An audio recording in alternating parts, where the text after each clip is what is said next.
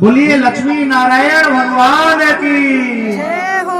अब की तो बड़ो जोर लगा दिया, हमारे बात समझ में आ गई। पहले अकेले भगवान नारायण का जयकार हमने लगवायो, अब की संग में लक्ष्मी माता को भी लगा दी।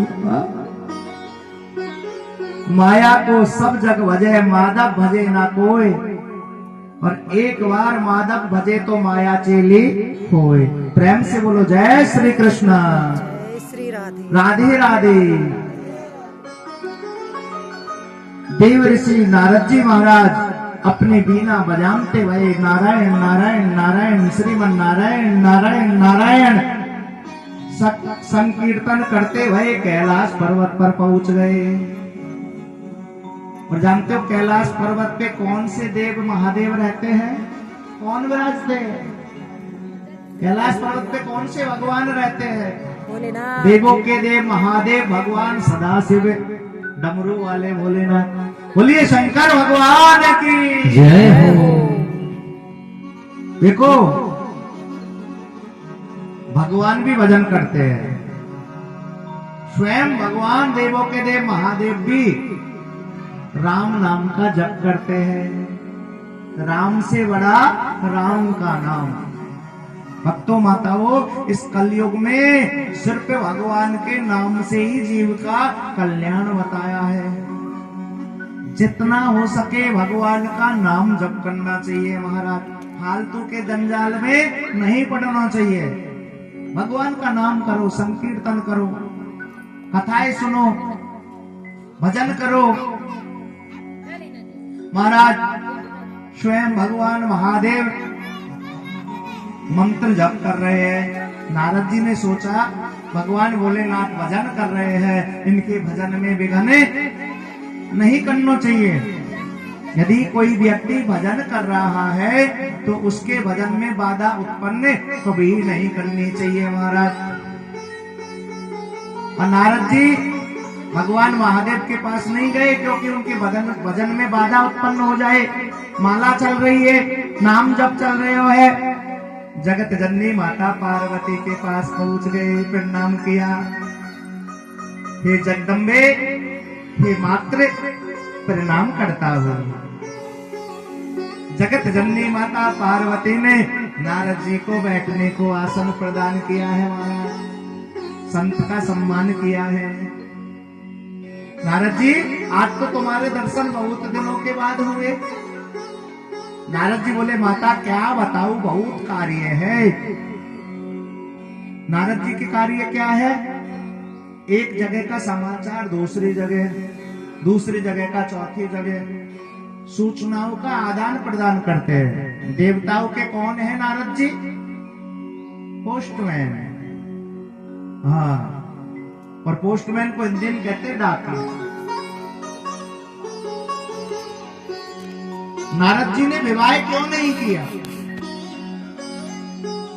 जैसे एक डॉक्टर होता है ना, तो डॉक्टर की घरवाली को क्या बोलते हैं? डॉक्टर नहीं। चाहे सुई लगाओ ही ना जाने, दवाई के बारे में जाने ही ना है कि बुखार की है या खांसी की है, काहे की है, फिर भी डॉक्टर नहीं। और मास्टर की घरवाली, भैया कोई बुरा मत मान जाइए, डॉक्टर मास्टर नहीं हो तो, हाँ, मास्टर की घरवाली मास्टर नहीं। चाहे कथाओ लिखो ना जाने, अंगूठा टेक है, फिर भी काहे कहेंगे मास्टर नहीं। काऊ को बुरा लग जाए तो हमारे बारे में भी बोल दे। हाँ, पंडित जी की घरवाली काहे बोलेंगे वहां? पंडितानी। चाहे पूजा पाठ है ना जाने, फिर भी पंडितानी। हाँ, तो नारद जी देवताओं के पोस्टमैन डाकिया। सब लोग बोलेंगे डाकिन डाकिन, रोज झगड़ा हुआ करेगा। ये तो हंसने की बात है। प्रेम से बोलो जय श्री कृष्ण, जय श्री कृष्ण, राधे राधे, राधे राधे। देखो माता, ये गृहस्थी लोग होते हैं ना, ये कभी मन की बात नहीं बताते, इसलिए मैं गृहस्थी लोगों के घर जाना पसंद नहीं करता। ऊपर ऊपर से तो मीठा मीठा बोलते हैं महाराज, प्रणाम करते हैं, सम्मान करते हैं, लेकिन अंदर छल भरा पड़ा है। ये संत बाबा क्यों आ गए हो, ये ब्राह्मण क्यों आ गए हो हमारे यहाँ दर पे, बड़े कपटी है। माता पार्वती बोले नारद जी हमारे घर में कोई छल नहीं, कोई कपट नहीं, कोई छल छुपाव नहीं, हमारे यहाँ तो आ जाया करो ना। माता एक प्रश्न भोलेनाथ से पूछना था, वो तो भजन कर रहे हैं। माता यदि तुम्हें पता हो तो माता तुम ही बता दो। माता बोली पूछो बेटा नारद। माता भगवान महादेव के गले में जो मुंडों की माला है वो किसकी है? बेटा नारद मुझे तो पता ना है और ना कभी भगवान ने मुझे बताया। तुम तो कहती हो माता तुम्हारे घर में कोई छुपाव नहीं होता, तुम्हारे पति भी तुम्हें अपने मन की बात नहीं बताते। उन्होंने कभी तुम्हें ये नहीं बताया कि उनके गले में जो मुंडों की माला है वो किसके मुंड है? मुंड कहते सिर, मनुष्य के मुंड। और कितने मुंड थे भक्तों? 108। और नारद जी माता से यह प्रश्न करके चले जा रहे। दूर से ही भोलेनाथ को बोले बाबा राम राम, जल्दी चले जाओ तुम्हारी अर्धांगिनी इंतजार कर रही है। भोलेनाथ जान गए कछु दाल में कालो है, आज तो नारद बिना मिले ही चलो जा रहा है। और भोलेनाथ जब आए तो माता पार्वती ने तो मुख मोड़ लिया। भोलेनाथ खूब बात करने की कोशिश करे लेकिन बोले ही ना है। महाराज नाराज हो गई नारद जी के बहकावे में आकर। अरे देवी बता, नारद तो कैसे बहका गए हो? मैं सब जान गए हो नारद बहका गए हो, बता क्या बात है, तू नाराज क्यों होते हैं? माता पार्वती बोली हे नाथ, तुम ऊपर से तो मेरे से बड़ा प्रेम करते हो लेकिन मन से प्रेम नहीं करते। तुम मेरे को कभी मन की बात नहीं बताते। तुमने आज तक मेरे को ये क्यों नहीं बताया कि तुम्हारे गले में जो मुंडों की माला है ये किसकी है? देखो देवी, ना तो तुमने प्रश्न किया, तुम प्रश्न करती तो मैं बता देता। ना मेरे मन में ऐसा विचार आया, यदि मेरे मन में भी ऐसी सोच आ जाती, ऐसा ख्याल आ जाता तो मैं बिना पूछे ही बता देता। हे देवी, आज तुमने यह प्रश्न किया है तो सुनो। जब जब तुम्हारा जन्म होता है तो मृत्यु भी होती है। पुनरपि जन्मम पुनरपि मरणम पुनरपि जननी जठरे सहनम। और हे देवी, जब जब तुम्हारी मृत्यु होती है तो मैं तुमसे इतना प्रेम करता हूँ कि तुम्हारे मृत शरीर से तुम्हारे मुंड को काटकर अपनी माला में पिरो लेता हूँ। अब तक हे पार्वती 108 बार जन्म होकर तुम्हारी मृत्यु हो गई, ये 108 मुंड तुम्हारे हैं। देखो भगवान भोलेनाथ काय की माला पहने? मुंडों की। और वो मुंड किसके हैं? माता पार्वती के है, माता दुर्गा के है। महाराज कितने मुंड है? 108। और माला में 108 मन के होते हैं ना। एक बड़ा मन का होता है जिसे सुमेरु बोलते हैं। तो माला जपते हैं तो सुमेरु को पार नहीं करते, वापस वहीं से दोबारा माला घुमा ली जाती है। वो 109 मुंड है। 108 मन के माता पार्वती के, माता जगदम्बा के मुंड है। और 109वां मुंड वो किसका है? शिव महापुराण की कथा में आता है। वो भगवान नरसिंह का मुंड है। नरसिंह को भी एक बार अभिमान हो गया तो भगवान भोलेनाथ ने सरव अवतार धारण करके महाराज भगवान नरसिंह के सिर को काटकर अपनी माला में पिरो लिया। वो 109वें नंबर का जो सुमेरु है वो भगवान नरसिंह का मुंड है। प्रेम से बोले जय श्री कृष्ण, राधे राधे राधे राधे। जगत जननी माता पार्वती बोली हे नाथ झूठ मत बोलो। जब 108 बार जन्म लेकर मैं मर गई, तुम कभी नहीं मरे क्या? हाँ 10-5 बार तो मरने चाहिए ना। भोलेनाथ बोले देवी मैं अमर कथा जानता हूँ, और जो कोई अमर कथा जानता है पुनरपि जन्मम पुनरपि मरणम पुनरपि जननी जठरे सहनम, वो कभी ना जन्म लेता है ना मरता है, वो अजर अमर हो जाता है। जानते हो भक्तों अमर कथा कौन सी है? सुना होगा अमर कथा, भगवान भोलेनाथ ने माता पार्वती को सुनाई। अमर कथा का दूसरा नाम है भागवत कथा। ये भागवत महापुराण की कथा का ही नाम है अमर कथा। और जो कोई यह भागवत कथा को सुन लेता है, संपूर्ण कथा को सुन लेता है 84 लाख योनियों में दोबारा नहीं आना पड़ता, मुक्ति मिल जाए, परम गति मिल जाए, सदगति मिल जाए जो इस भागवत कथा को, संपूर्ण कथा को सुन ले। अधूरी नहीं कि महाराज 2 घंटा सुन ले, 1 दिन सुन ले।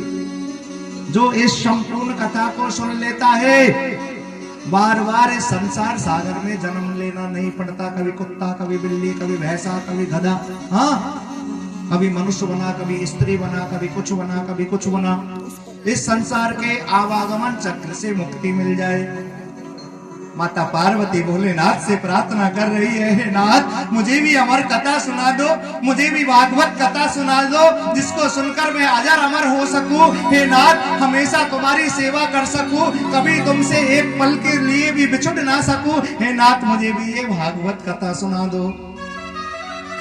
एक गुफा में, जंगल में ले आए, बागंबर का आसन लगाकर, ऊंचा आसन लगा के भोलेनाथ विराजमान हुए। देखो देवी, कथा तो सुनाऊंगा लेकिन तुम्हें बीच बीच में हुकरा देना पड़ेगा, क्योंकि जब मैं भगवान की कथा सुनाता हूं, कहता हूं ना, तो अपने नेत्र बंद कर लेता हूं। और भगवान ने जो लीलाएं की है, नेत्र बंद करके उन लीलाओं का मैं ध्यान करता हूं कि भगवान अब बन जा रहे हैं, अब हनुमान जी से मुलाकात हो गई। उन लीलाओं का मैं ध्यान करता हूं और मुख से भगवान की कथाओं को कहता हूं। लीलाओं का दर्शन करते करते कहीं मेरी समाधि ना लग जाए, इसलिए तुम्हें बीच बीच में हुकरा देना पड़ेगा। पहले बड़े बुजुर्ग कहानी सुनाया करते थे, आजकल तो बड़े बुजुर्गों के पास बैठने को, बैठकर कथा नहीं सुननी चाहिए। आप सोचोगे पंडित जी महाराज तो अपने ही अपनी कॉलोनी के खुद ने तो इतना बड़ा आसन लगा लिया, हमको नीचे जमीन पर बैठा दिया। हाँ? नियम ये होता है महाराज कि वक्ता, कथा कहने वाले को कहते वक्ता, वक्ता का आसन महाराज ऊंचा बनाया जाता है और सुनने वालों का आसन नीचे, तभी फल मिलता है। जो वक्ता से ऊंचे आसन पर बैठकर कथा सुनता है, छत के ऊपर बैठकर कथा सुनता है, वो पक्षी बनता है महाराज। आजकल टीवियों पे भी सुंदर सुंदर कथा आती है, सुनो लेकिन आसन लगा के सुनो, बैठकर सुनो। लोग सोफा पर लेटे लेटे, पलंग पर लेटे लेटे कथा सुन रहे हैं। कल्याण होने वाला नहीं है, रेंगने वाले सर पे बिच्छू बनोगे। कथा से भी अपराध हो जाएगा, विधि विधान होता है कथा सुन। बैठकर कथा सुनूंगी। और भक्तों, भगवान ने जोर से ताली बजाई, हुकरा दी। इस ताली की गर्जना को सुनकर जंगल के पशु भागे, पक्षी उड़ गए, क्योंकि कोई जंगल का पशु पक्षी भी इस भागवत कथा को सुन लेता है। जहां जहां तक आवाज जा रही है ना, वहां तक जितने भी पक्षी है, जीव है, कीड़े मकोड़े, जिनके कानों में भी इस भागवत के शब्द जा रहे हैं महाराज, उन सबको परम गति मिलने वाली है। सूत जी कहते हैं महात्माओं, जब तक जीव के कानों में भागवत की कथा के शब्द सुनाई ना पड़े, तब तक यह जीव बार बार जन्म लेता है, मरता है, 84 के जंजाल में पड़ा रहता है महाराज। भक्तों, भगवान ने ताली बजाई, गर्जना को सुनकर एक गर्भवती तोती उड़ी, उसका अंडज रह गया। अंडज पक के बालक बाहर आ गया, सुख तोता, तोती का बालक तोता आ गया महाराज। और भगवान भोलेनाथ बड़े प्रेम से कथा सुना रहे, माता पार्वती हुकरा दे देकर कथा सुन रही है, और वो तोता भी बड़ा प्रेम से कथा सुन रहा है महाराज। अब देखो, बहुत से लोग तो कथा सुनने इसलिए नहीं आते क्योंकि कथा में नींद आ जाए। नींद आ जाए और पंडित जी बोल दे सोने आए हो या कथा सुनने। हाँ, कथा में नींद आ जाती है। क्यों? जाने कितने जन्मों के पाप हमारे हृदय में भरे पड़े, जाने कितने जन्मों की बुराई या पाप। जब हम भगवान की कथा सुनते हैं तो वो पाप निकल जाते हैं और परमात्मा हमारे हृदय में आके विराजमान होते हैं। भगवान की कथा सुनने से हमें शांति मिलती है। शांति कितना संतोष, कितनी सुख चैन मिलता है कथा सुनने से।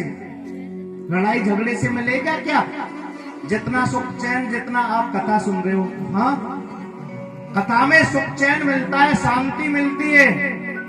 शांति मिलेगी तो हमारी बेकार वासनाएं शांत हो जाएंगे महाराज, और नींद आ जाएगी। ये तो है आध्यात्मिक कारण। धार्मिक कारण ये है निंद्रा। ये कुंभकर्ण की पत्नी है। रावण को भैया कुंभकर्ण मर गया तो निंद्रा को भगवान ने वरदान दिया, है निंद्रा यहाँ पर मेरी कथा होती है, वहां पर तू जाके निवास करेगी। लेकिन निंद्रा तेरा असर उन्हीं लोगों के ऊपर पड़ेगा जो भगवान का संकीर्तन नहीं बोलेगा, जो भगवान की कथा में जयकारा नहीं लगाएगा। उनको नींद आ जाएगी। और जो बढ़िया ताली बजाएगा, भजनों पे नाचेगा, कूदेगा, संकीर्तन करेगा, हे निंद्रा नींद, तेरो असर उन भक्तन पे नहीं पड़ेगा महाराज। इसलिए कथा में नींद उन्हीं लोगों को आती है जो जयकारा ना लगाए, भगवान का भजन ना करे, हाँ, भगवान का संकीर्तन ना बोले महाराज।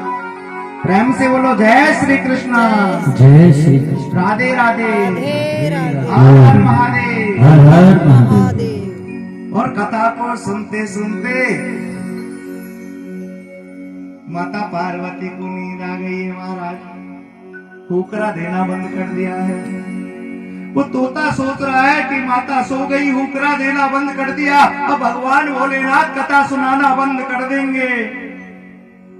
बड़ा जिज्ञासु होकर महाराज करुण पुकार भगवान से वो तोता कर रहा है, मेरी कथा अधूरी नहीं रहनी चाहिए। देखिए, जो लोग भगवान से प्रेम करते हैं ना, उन्हें भगवान की कथा बड़ी अच्छी लगती है, मीठी लगती है। और उन्हें पता चल जाए कि हमारी कॉलोनी में कथा हो रही है, वो भगवान के प्रेमी भक्त भागे चले जाएंगे। हाँ, उनसे रहा ही नहीं जाएगा, वो जरूर कथा सुन। कोई मेरा प्रेमी भक्त एक कदम आगे बढ़ाए मुझे पाने को, तो एक कदम के बदले में 60 कदम आगे आ जाता हूँ। और तोता की आवाज माता पार्वती के जैसी कर दी, भगवान ने कृपा की है उस तोते पर। और तोता हुक्का दे देकर कथा सुन रहा है, माता सो रही है।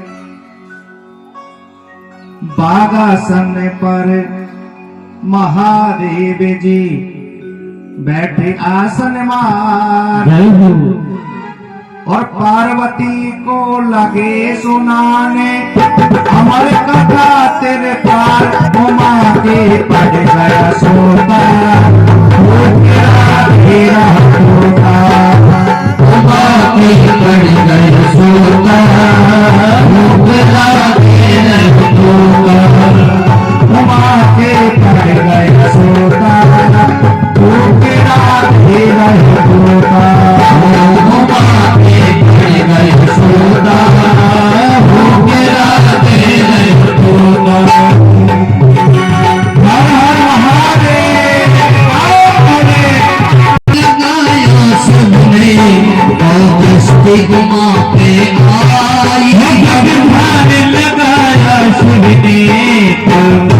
सिवा पर आए। माटी के कोई मन में भरे हूँ कलाई, अरे माटी के कोई मन में भरे हूँ भाई। नजरे उठा के शिव शंकरी, अभी नजरे उठा कर शिव शंकरी, देखे नजर पसार, अरे माँ देखे नजर पसार, नींद में खाई गई गोता है, गोता है गोता, घुमा के पड़ गए सोता, गोता है गोता।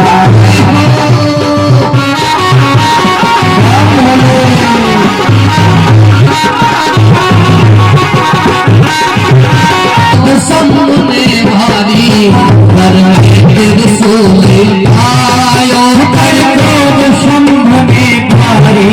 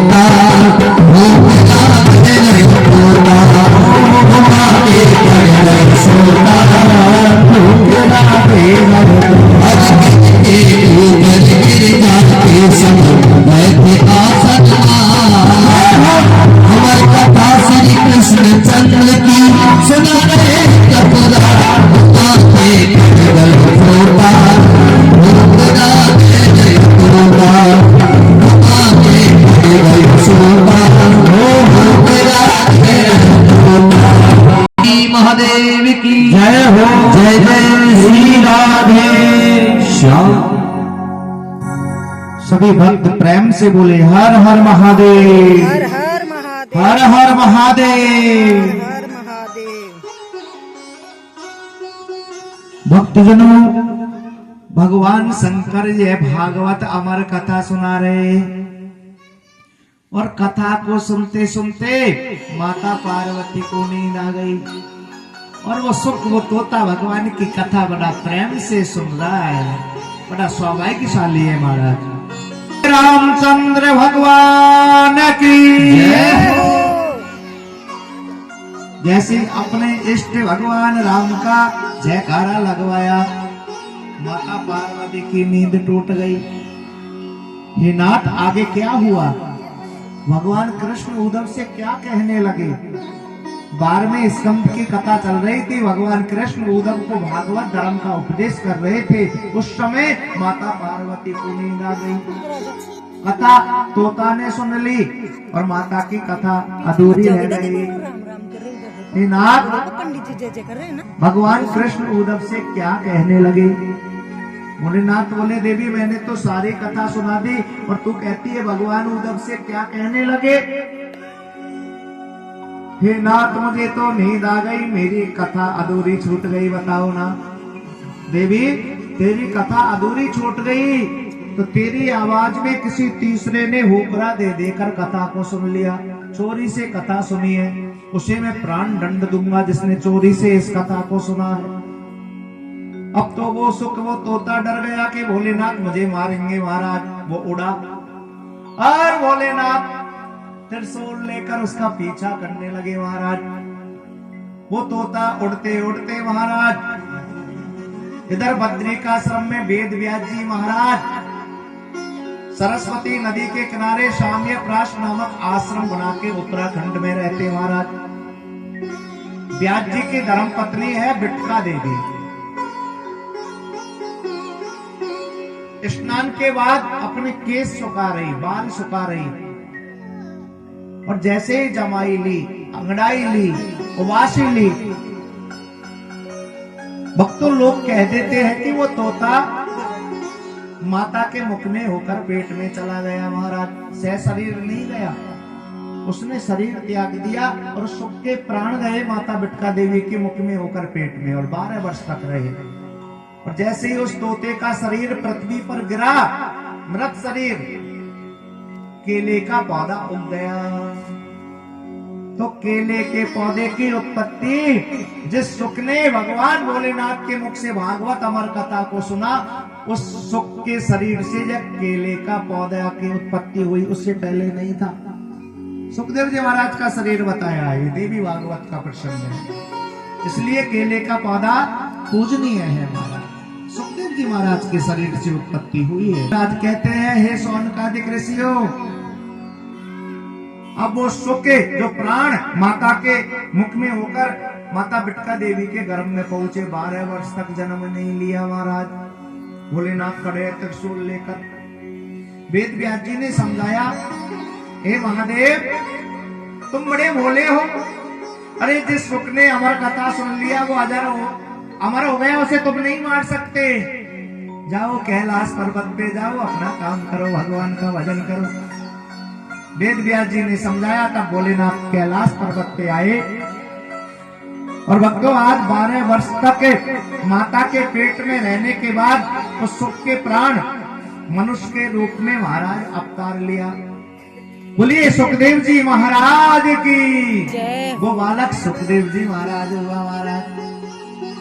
बालक है, जैसे ही माँ के पेट से जन्म लिया, जन्म लेने पर जो नाल आती है ना, उस नाल को कंधे के ऊपर जनेऊ की तरह, यज्ञोपवीत की तरह डाल लिया है महाराज। और सुखदेव जी महाराज जन्म लेते ही महाराज खड़े हो गए और वन में भजन करने के लिए चल दिए। सुखदेव जी महाराज की माता बिटका देवी अपने स्वामी, अपने पति प्राणनाथ वेद व्यास जी से कह रही है, हे नाथ, ये कैसा बालक है नाथ, 12 वर्ष तक इसको मैंने अपने गर्भ में रखा, बड़ा कष्ट पाया, आज जन्म लेते ही ये चल दिया नाथ, रोको ना मेरे बेटा को, रोको ना नाथ, रोको ना।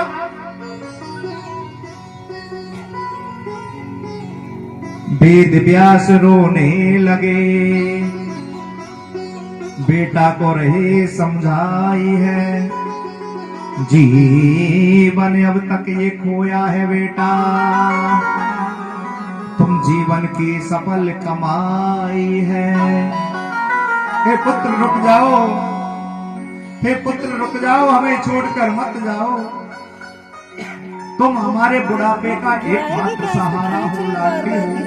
हे पुत्र रुक जाओ, रुक जाओ। सारे बच्चे बैठे हैं, देखो वो बेबी बैठी देख। और वह सुखदेव जी महाराज अपने पिताजी को वृक्षों के पत्तों के द्वारा जवाब दे रहे हैं। वृक्षों के पत्तों से आवाज आ रही है, हे पिताजी, इस संसार में ना कोई किसी का पुत्र है ना पिता है, ये जितने भी नाते रिश्ते हैं पहले प्रारब्ध बनो, पीछे बनो शरीर। हे पिताजी, पिछले जन्मों में हमने जो कर्म किए उन कर्मों के आधार पर जो नाते रिश्ते, पिता पुत्र, बहन भाई, माता पिता, सगे संबंधी, अड़ोसी पड़ोसी, ये सब नाते रिश्ते पिछले प्रारब्ध कर्मों के आधार पर बने हैं। पिताजी, तुम पूर्ण ज्ञानी कहलाते हो, पर इतना तुमको ज्ञान नहीं। हे पिताजी, तुम भगवान नारायण के अवतारी हो, लेकिन तुम्हें इतना ज्ञान नहीं है क्या? कौन किसका बेटा है यह मुझको मालूम नहीं। हे पिताजी, इस संसार में ना कोई किसी का पुत्र है ना पिता है, ये सब लेन देन करने के लिए आते हैं, अपने ऋण को चुकाने आते हैं, प्रारब्ध कर्मों का हिसाब पूरा करने के लिए आते हैं। हे पिताजी, जाने कितने जन्मों में तुम मेरे पिता बन गए और जाने कितने जन्मों में मैं तुम्हारा पिता बन गया। ये मनुष्य जीवन तो परमात्मा को प्राप्त करने के लिए मिला है। पिताजी, यम प्रभजन्तमनुपेतं पेतकृताम् द्रेपायनो बृहकातरया जुहाव पुत्रेति तन्मतया तर्वो अभिनेदु तम सर्वभूत हृदय मुनिमानतोस्मि। बोले श्री सुखदेव जी महाराज की। जय हो। जिन्होंने भगवान भोलेनाथ के मुख से अमर कथा को सुन लिया था, पूर्ण ज्ञानी है महाराज, और जन्म से ही पूर्ण वैरागी है महाराज। भगवान का भजन करने चले गए पैदा होते ही महाराज। और सूत जी महाराज के गुरुदेव भी है महाराज सुखदेव जी महाराज। एक बार सभी भक्त प्रेम से बोले जय श्री कृष्ण, जय श्री कृष्ण, राधे राधे। राधे राधे राधे। किया सूत जी महाराज, ये बताओ सुखदेव जी महाराज के पिता वेद व्यास जी, उनके पिता कौन थे? सुखदेव जी महाराज के दादाजी कौन थे? परदादाजी कौन थे? उनकी पिछली पीढ़ियों के बारे में बताओ ना गुरुदेव। सूत जी कहते, ऋषियों, भगवान नारायण के पुत्र ब्रह्मा हुए महाराज, और ब्रह्मा जी के पुत्र वशिष्ठ ऋषि हुए, और वशिष्ठ ऋषि के पुत्र शक्ति हुए, और शक्ति के पुत्र पाराशर हुए।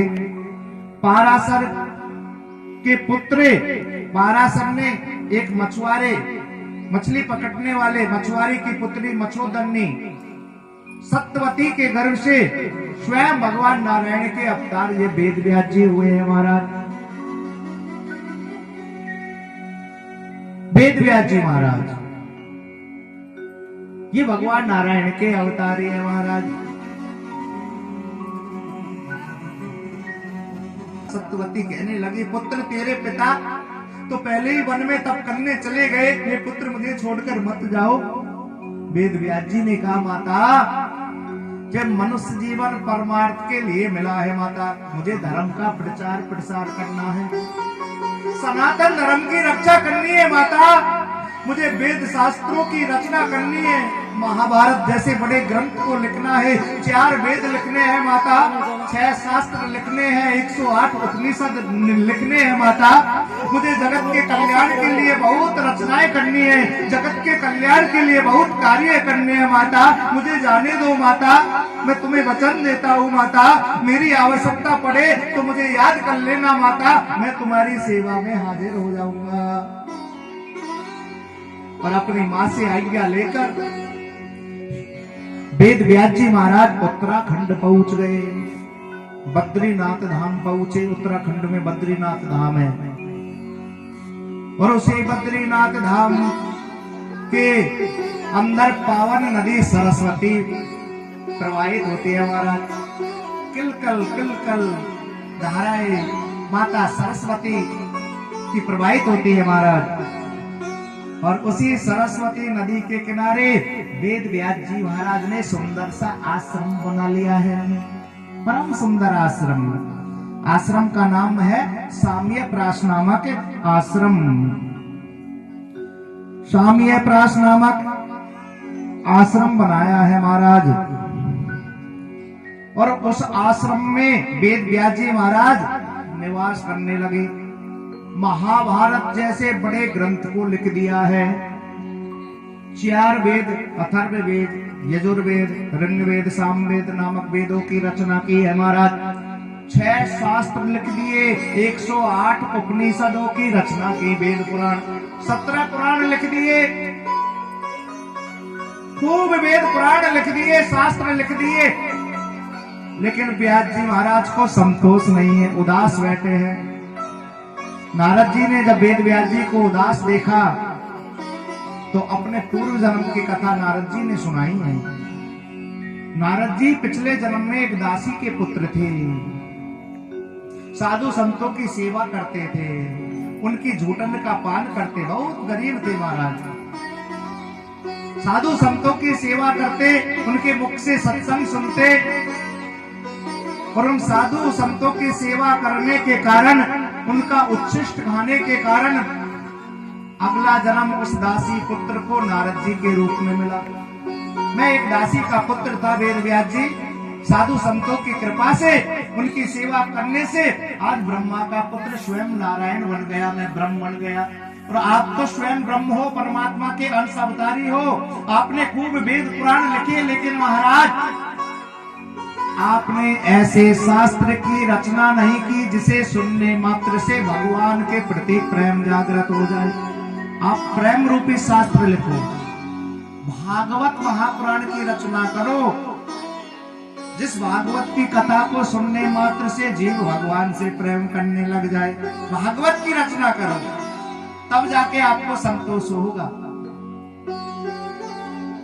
भागवत को लिखने के लिए गणेश जी को बुला लिया।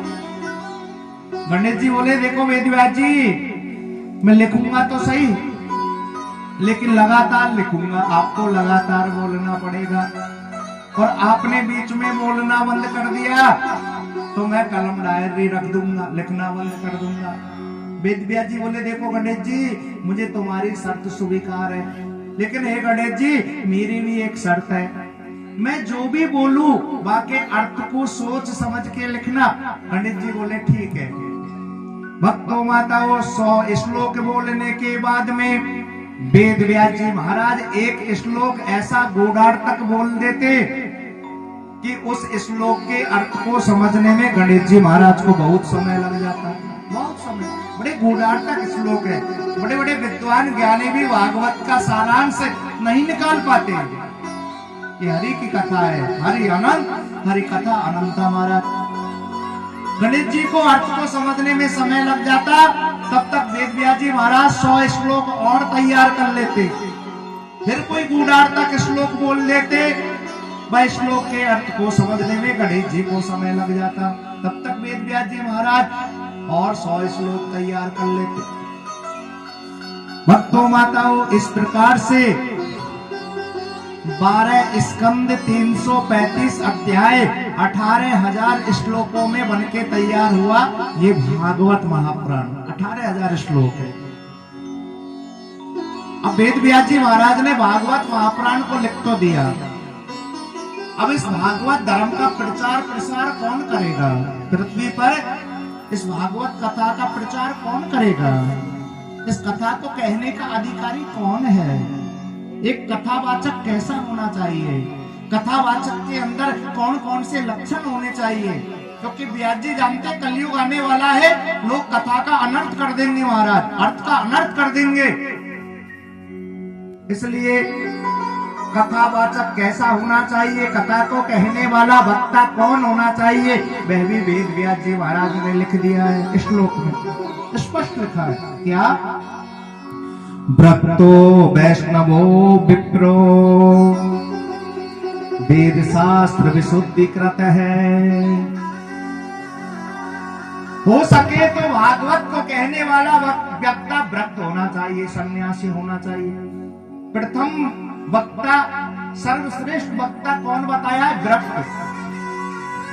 जिसने संसार की माया को त्याग दिया, मोह ममता को त्याग दिया, वो सर्वश्रेष्ठ कथावाचक बताया है, व्रत, सन्यासी, जो ना धन से प्रेम करे, ना महाराज आश्रम से प्रेम करे, ना शिष्यों से प्रेम करे, ना अपने नाते रिश्तों से प्रेम करे, वो सन्यासी प्रथम वक्ता बताया है। व्रतो वैष्णवो विप्रो, वैष्णव होना चाहिए। कथा को कहने वाला व्यक्ति कौन होना चाहिए, वैष्णव होना चाहिए, विप्र होना चाहिए। यदि गृहस्थी है तो वो ब्राह्मण वाला होना चाहिए, ब्राह्मण वंश में जन्म लेने वाला ब्राह्मण होना चाहिए। स्पष्ट लिखा हुआ है। आजकल तो सभी जाति के लोग कथा कर रहे हैं, वो शास्त्रों के विरुद्ध कर रहे हैं, जो उनकी इच्छा है। हाँ, लिखा हुआ है, व्रतो वैष्णवो विप्रो वेद शास्त्र विशुद्धिकृत है। वैष्णव ब्राह्मण होना चाहिए, विप्र होना चाहिए। यदि गृहस्थी है तो ब्राह्मण होना चाहिए, और गृहस्थी नहीं है, सन्यासी है, तो कोई भी जाति का कथावाचक बन सकता है महाराज। जात पात पूछे ना कोई, हरि को वजह सो हर को हुई। क्योंकि एक सन्यासी के महाराज, एक संत की कोई जाति नहीं होती। भक्तों, ज्ञानी पुरुष होना चाहिए, दृष्टांत कुशलो, दृष्टांत देने में कुशल होना चाहिए, समझाने वाला होना चाहिए। किसी के मन में कोई संदेह हो, कोई शंका हो, तो पढ़ा लिखा विद्वान होना चाहिए। ये नहीं कि महाराज नचाया कुदाया और कथा हो गई और चलो, कथा ही ना जाने। हाँ, एक ज्ञानी पढ़ा लिखा विद्वान पुरुष होना चाहिए, दृष्टांत कुशला, धीरो वक्ता, कार्य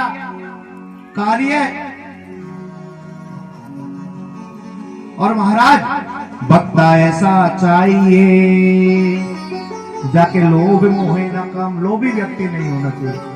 तो ज्यादा धन का लोभी होता है, ऐसा कथावाचक भी कल्याण नहीं कर सकता। बहुत से कथा वाले धन के बहुत लोभी होते हैं महाराज। हाँ, कि नहीं मुझे तो 10 लाख चाहिए, 20 लाख चाहिए, तुम्हें तो लूंगा ही तभी कथा सुनाऊंगा। लोभी व्यक्ति कथावाचक जीव का कल्याण नहीं कर सका महाराज।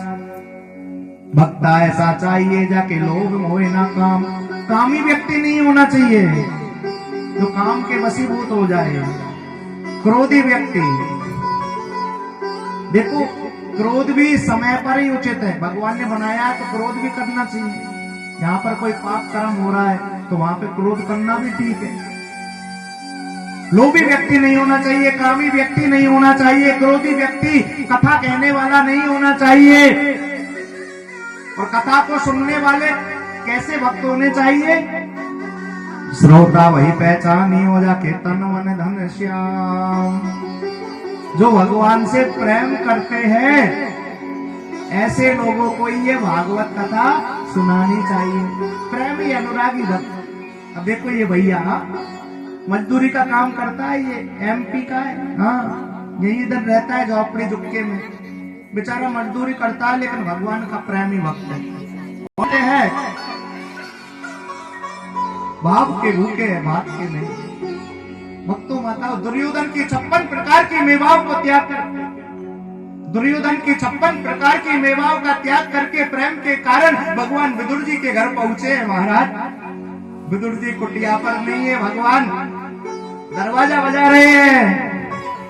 माता विदुरानी स्नान कर रही है। कौन हो, कौन हो? कि मैं द्वारकाधीश कृष्ण, मैं कृष्ण हूँ। अरे काकी दरवाजा खोलो ना। माता सुलवा ने दरवाजा खोला है महाराज, और प्रेम के कारण भाव विभोर होकर भगवान द्वारकाधीश को बैठा रही है। आसन प्रदान कर रही है, सम्मान कर रही है, लकड़ी के पाटे पर बैठा रही है, यहाँ विराजमान हो जाओ ना प्रभु। ना प्रभु, यह स्थान आपके लिए ठीक नहीं है, यहाँ नहीं, इधर आओ ना प्रभु, ये स्थान भी ठीक नहीं है, इधर आओ ना।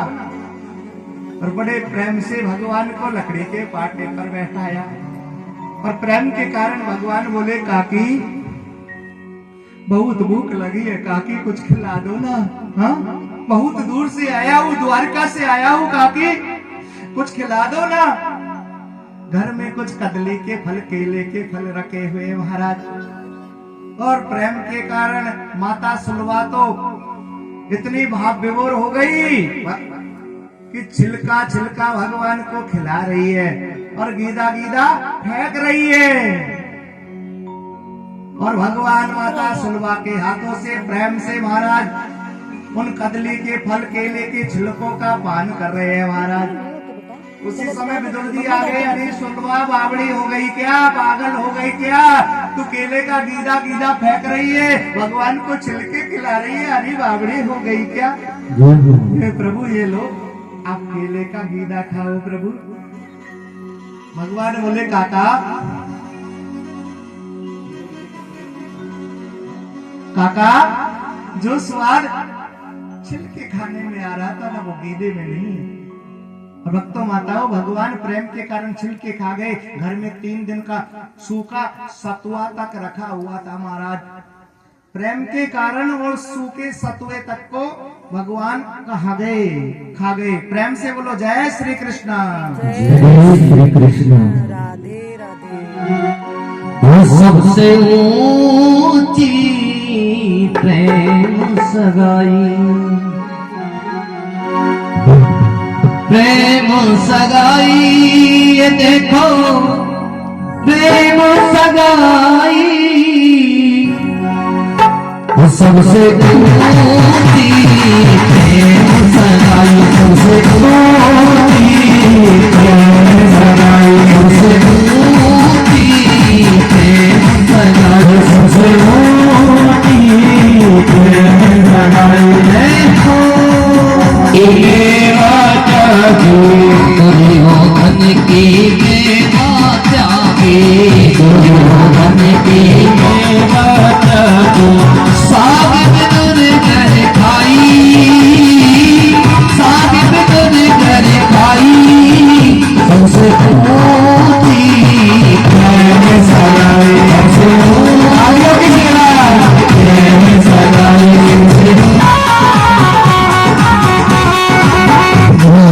फल सबरी के खाए, फल सबरी के खाए, फल सबरी के खाए, फल सबरी के खाए।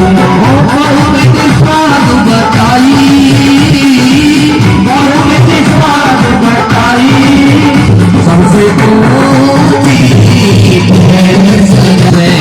बस अर्जुन रथ हाथों, बस अर्जुन रथ हाथों, प्रेम के बस भारत रथ हाथों, प्रेम के बस भारत रथ हाथों।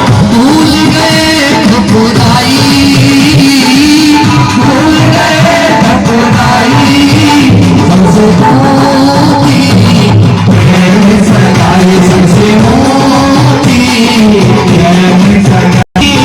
भूल गए ठकुराई, सबसे ऊंची प्रेम सगाई, सबसे ऊंची प्रेम सगाई।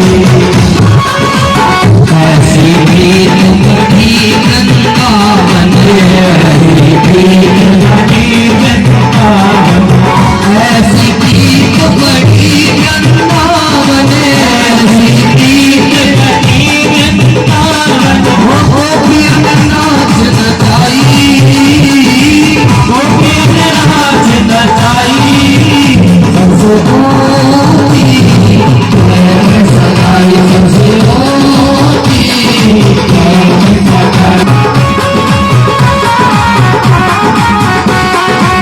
प्रेम के बस न पुष्पे आती, प्रेम के प्रभु सेवा की प्रेम के बस प्रभु सेवा की प्रेम के बस प्रभु सेवा की आप बने हरि नाई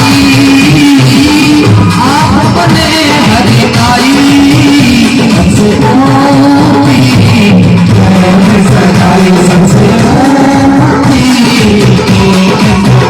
सबसे ऊंची प्यार प्रेम सगाई सबसे ऊंची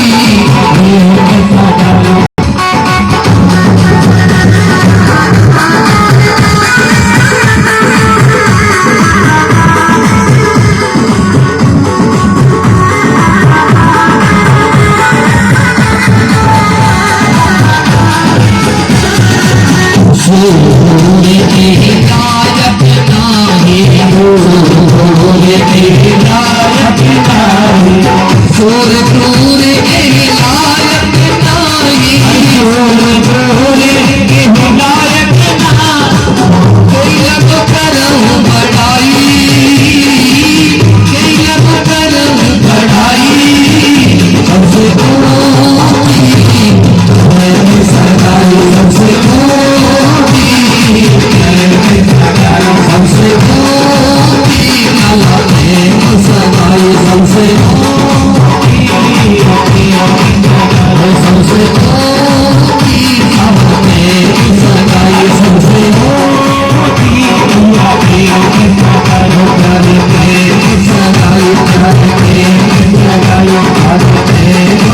सगाई वृंदावन बिहारी लाल की जय हो। जय जय श्री राधे श्याम। प्रेम से बोले जय श्री कृष्णा, राधे राधे। जी महाराज कहते हैं, हे सौनकादिक ऋषियों, भगवान सिर पे प्रेम देखते हैं, भाव देखते हैं। भक्तों माताओं, यदि हमारा भाव है, विश्वास है, तो मंदिरों में, तीर्थों में, मूर्तियों में भगवान है। और यदि भाव ही नहीं है, विश्वास ही नहीं है, तो महाराज वो मूर्ति तो पत्थर है। भगवान तो कण कण में निवास करे, प्रत्येक स्थान पर है। परमात्मा सर्वव्यापक है। आज तक सुखदेव जी महाराज जैसा इस संसार में कोई कथा कहने वाला प्रवक्ता पैदा नहीं हुआ। महाराज, कथा कहने वाला कोई कथावाचक नहीं हुआ। और राजा परीक्षित जैसा कोई कथा सुनने वाला श्रोता पैदा नहीं हुआ। गुरुदेव, ये परीक्षित कौन है? इनकी माँ कौन है? इनके पिता कौन है? इनके दादा कौन है? इनके परदादा कौन है? ये परीक्षित किस वंश में जन्म लेके आए? गुरुदेव ये बताओ ना। सूत जी महाराज कहते हैं, सौनकादिक ऋषियों, महाभारत की अंतिम घटना का उल्लेख भागवत में आता है। जब पांडवों और कौरवों में युद्ध हुआ, घटना उस समय की है।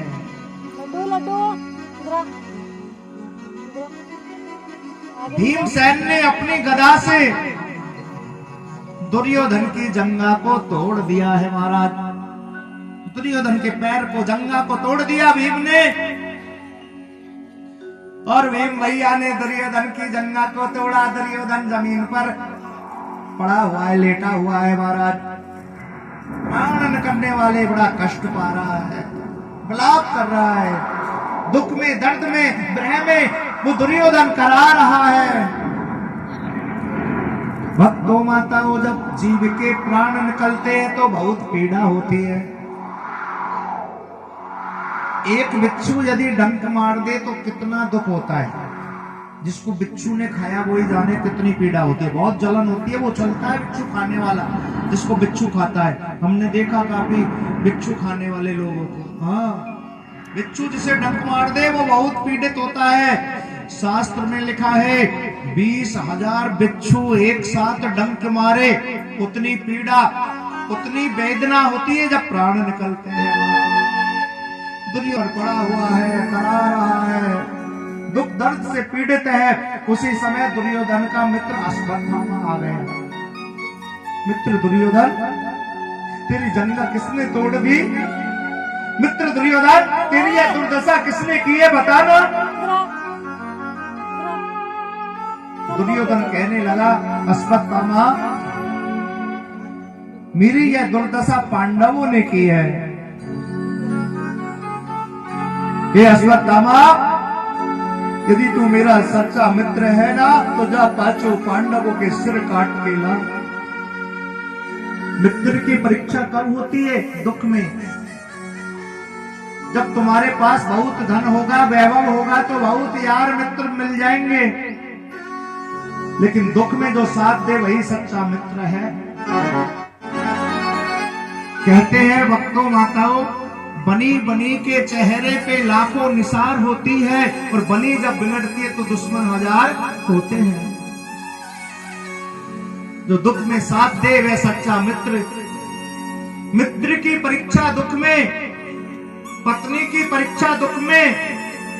पति जब लाख रुपए कमा के लाए तो पत्नी को बड़ा प्यारा लगे, और संयोगवश वाके व्यापार में घाटा चलो जाए, निर्धन हो जाए, दरिद्र हो जाए, जब पति पैसा कमा के लाता तब पत्नी को बड़ो प्यारो लगे, उतना ही प्यारो दुख में लगे, तब पत्नी की परीक्षा हो। हाँ, ये तो समय है। और कुछ भी वो के सिर काट के ले आया। दुर्योधन ने जब द्रौपदी के 5 पुत्रों के बालकों के सिर कटे हुए देखे, दुर्योधन विलाप करने लगा, मित्र अश्वत्थामा, तूने ये कैसा अनर्थ कर दिया मित्र, ये पांडव नहीं है, ये द्रौपदी के 5 पुत्र हैं। तू पांडव समझ के द्रौपदी के 5 पुत्रों के सिर काट के ले आया भैया। अरे भैया अश्वत्थामा, तूने तो हमारे वंश को ही नष्ट करने का कार्य वापस मत जा, नहीं पिट्टी कर दूंगी। द्रौपदी के पुत्रों से हमारा वंश आगे बढ़ता, तूने तो हमारे वंश को ही नष्ट करने का कार्य।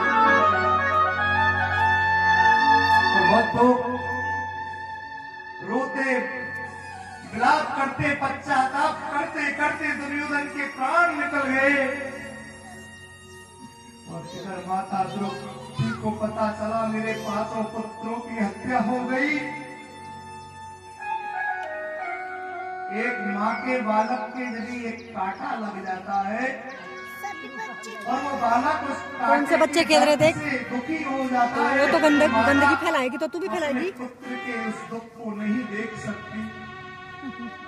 और जिस माँ के एक ही नहीं 5 पुत्र हो, और कोई दुष्ट व्यक्ति उस माँ के 5 पुत्रों की हत्या कर दे, उस माँ के ऊपर, उस माँ के कलेजे के ऊपर क्या बीतेगी, वही दशा माता द्रौपदी की हो रही है।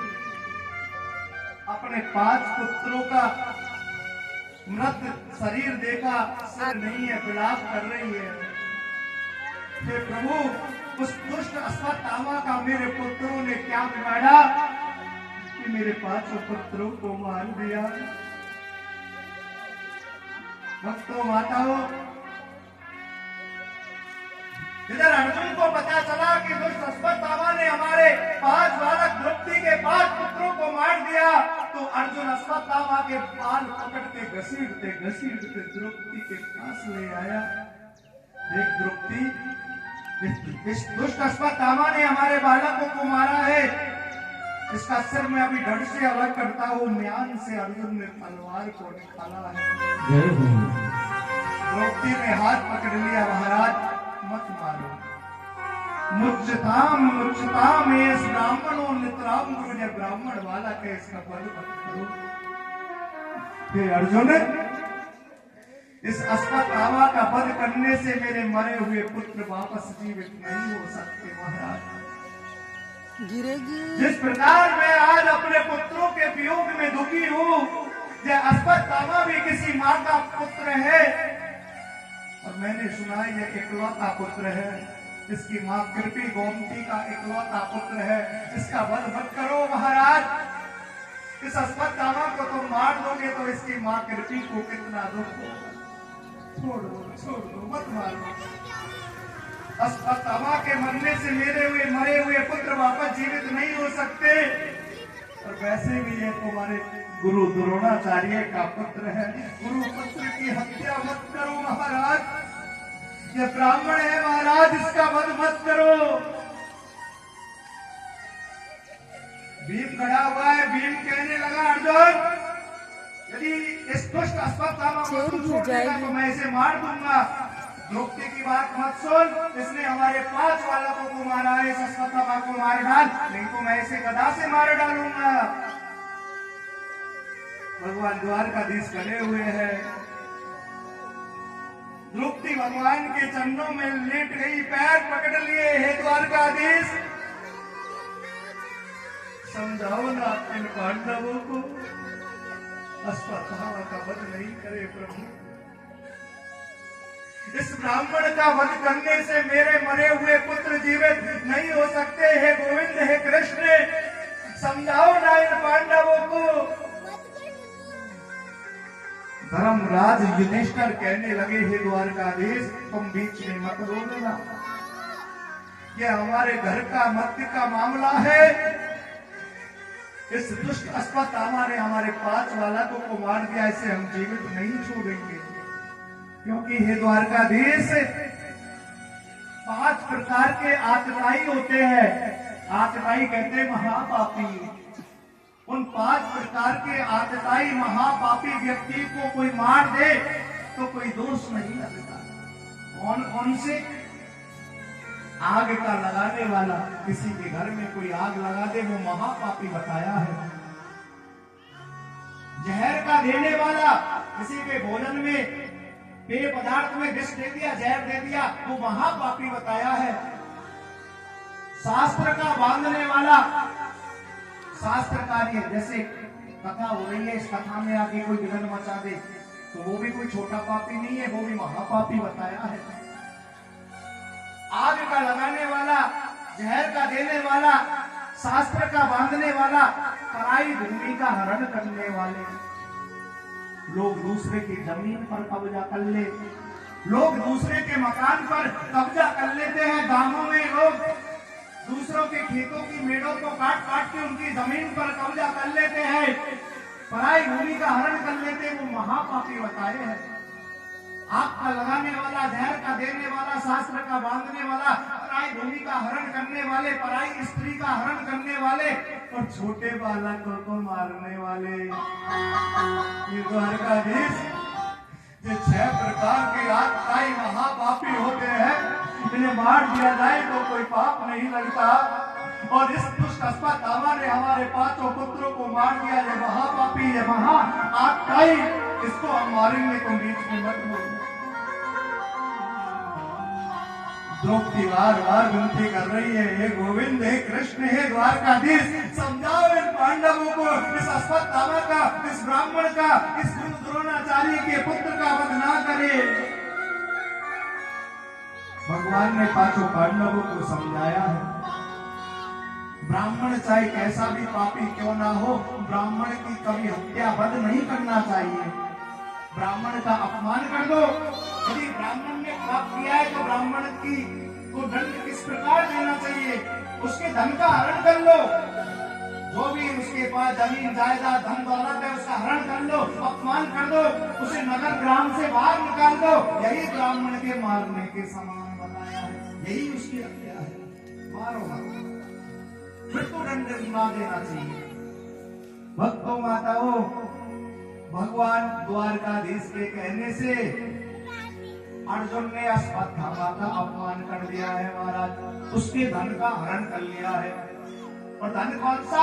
अश्वत्थामा के मस्तक में जो मणि है उस मणि को निकाल लिया है महाराज, और काला मुंह कर दिया है, सिर का दाढ़ी मूंछों का आधा मुंडन कर दिया है, गधे पर उल्टा बैठा कर नगर की परिक्रमा करके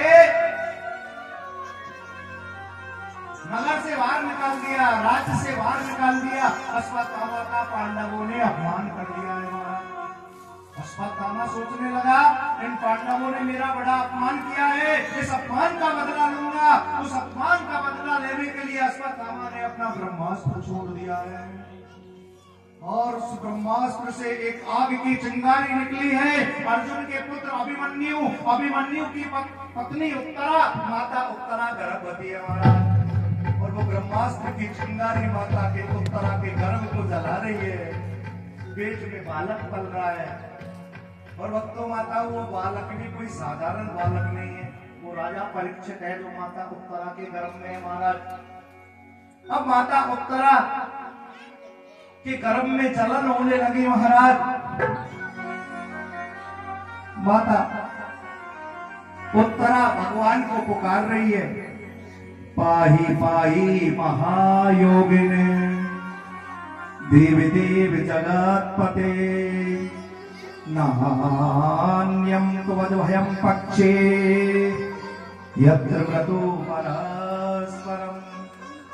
कि भगवान मेरे गर्भ की रक्षा करो, मेरे गर्भ की रक्षा करो।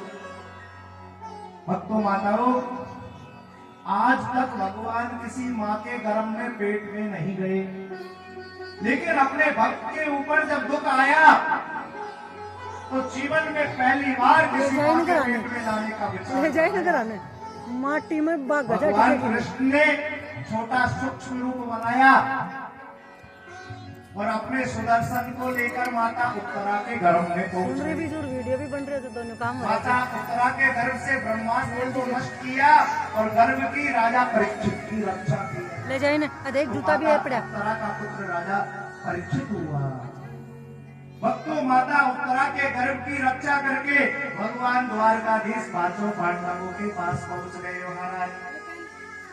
पांचों पांडवों से कहा, भैया पांडवों, मैं स्वयं नारायण हूँ, परमात्मा हूँ, ब्रह्म हूँ, तुम पांचों मेरे से वरदान मांग लो। सबसे पहले धर्मराज युधिष्ठिर से कहा, भैया धर्मराज युधिष्ठिर, तुम कोई वरदान मांगो। नहीं तो जा भगवान ने माटी में हो जड़े मेरे जीवन में चाहे ऐसी भी विषम परिस्थिति क्यों नहीं आ जाए, मैं हमेशा धर्म कार्य करता रहूं, मैं हमेशा धर्म की रक्षा करता रहूं। मैं चाहे मेरे जीवन में कुछ भी हो जाए, मैं हमेशा धर्म के रास्ते पर चलूं, कभी धर्म कार्य से पीछे कदम ना बढ़ाऊं, ऐसा वरदान दे दीजिए। भगवान बोले, तथास्तु। भगवान द्वारकाधीश भीम से बोले, भैया भीम, तुम भी कोई वरदान मांगो। भीम ने कहा, प्रभु मैं भोजन बहुत करता हूँ और मैं सोता भी बहुत हूँ। संसार के लोगों ने मेरा नाम रख दिया भोजन भट्ट, क्योंकि मैं भोजन बहुत ज्यादा करता हूँ। नहीं, मम्मा के साथ भेज दूंगी। हे प्रभु, मुझे ऐसा वरदान दे दो, खाते पीते चलते फिरते चाहे मैं कैसी भी स्थिति में क्यों ना रहूं, हमेशा तुम्हें याद करता रहूं, हमेशा तुम्हारा स्मरण बना रहे। भगवान बोले, तथास्तु। अर्जुन, वरदान मांगो। हे प्रभु, आपने मुझे गीता जैसे शास्त्र का उपदेश दिया, धर्म का उपदेश दिया, आगे भी आप मुझे इसी प्रकार धर्म का उपदेश, ज्ञान का उपदेश दे। तथास्तु। नकुल सहदेव को भी भक्ति का वरदान दिया है। भक्तों माताओं, पांचों पांडवों को भगवान ने वरदान दिया है। अब भगवान अपनी बहन सुभद्रा के पास पहुंच गए महाराज। भगवान द्वारकाधीश की एक बहन है जिसका नाम है सुभद्रा। बहन सुभद्रा, मैं परमात्मा हूँ, तू कोई वरदान मांग ले।